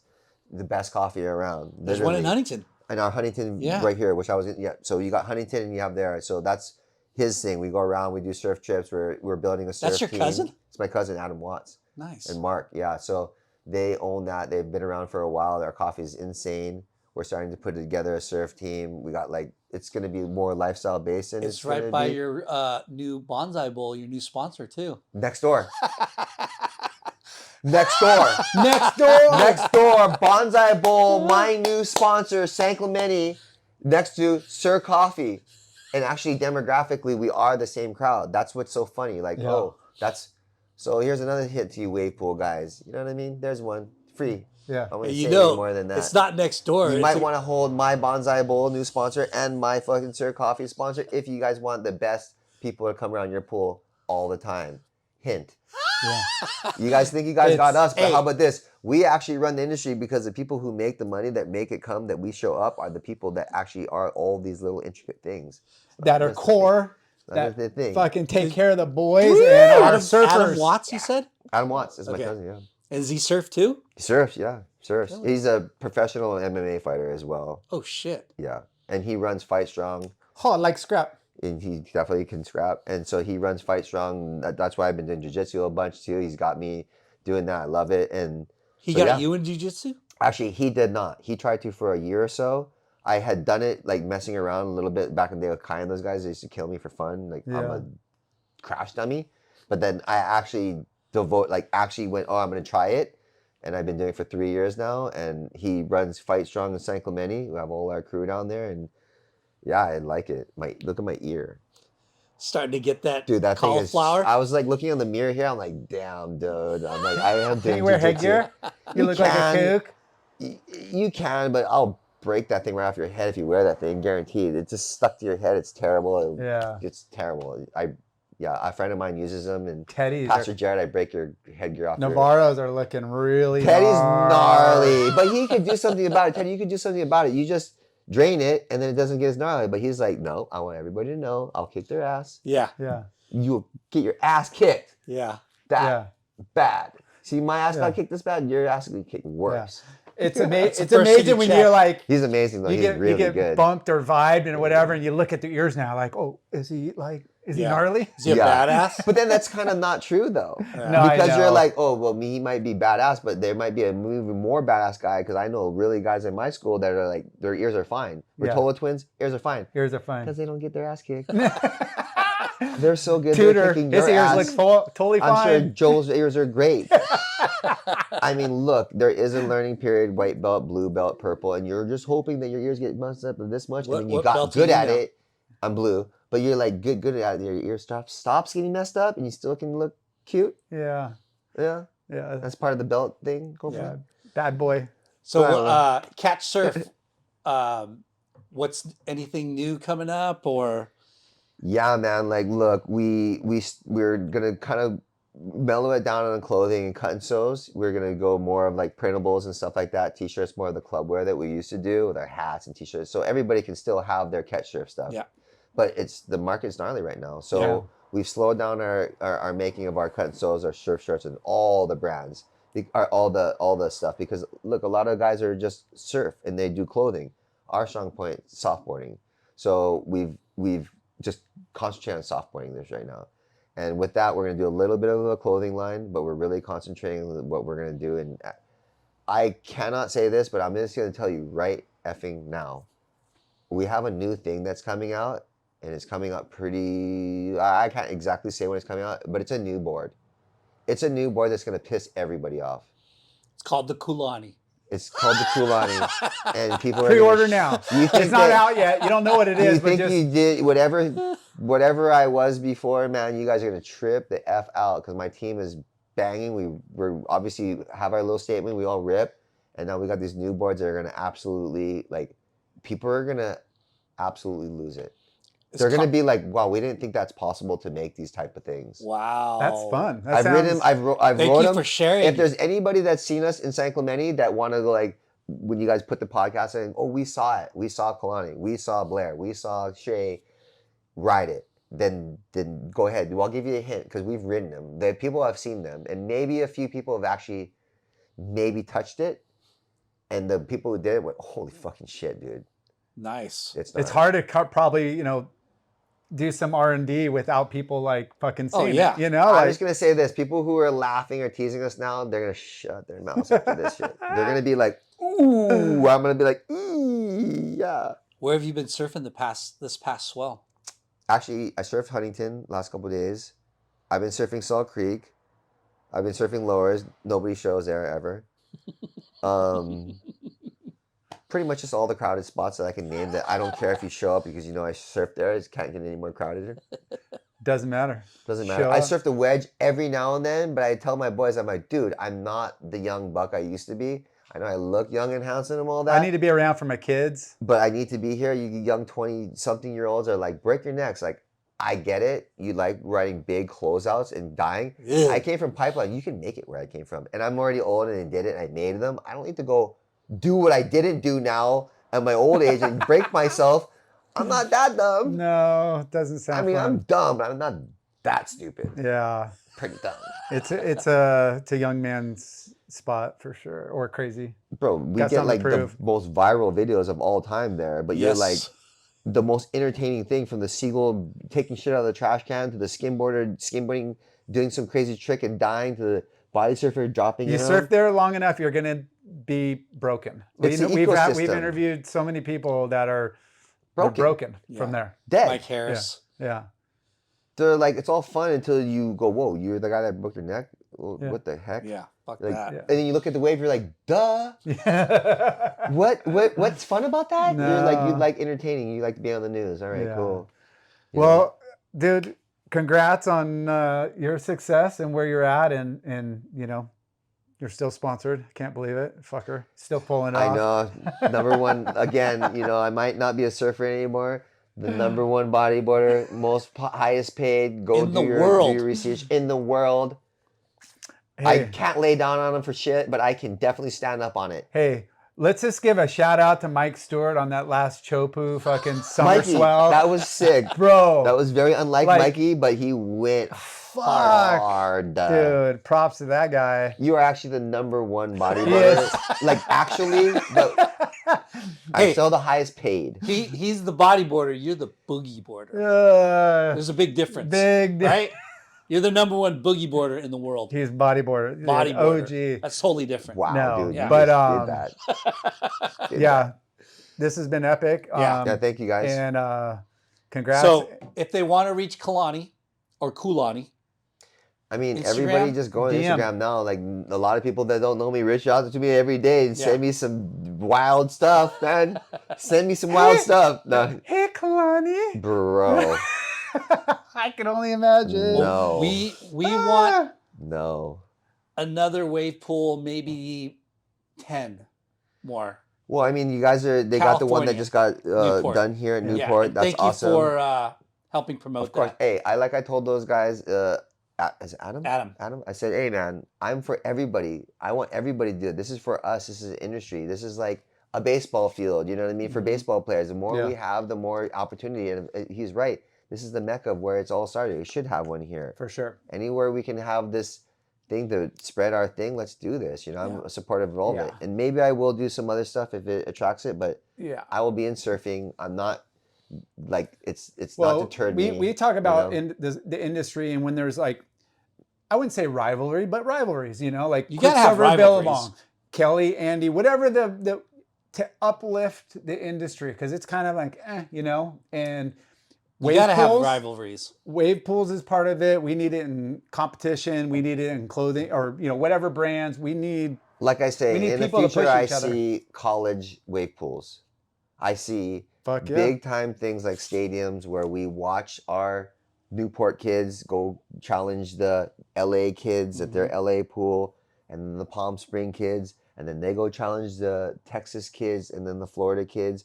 And I'm telling you, I've already said this before. Our future world champions are going to be different. They're going to be snowboarders. They're going to be skaters. They're going to be probably people that don't even know how to damn swim. Yeah. But they get on this damn board and you go, wow, I never imagined that. I said this so long ago.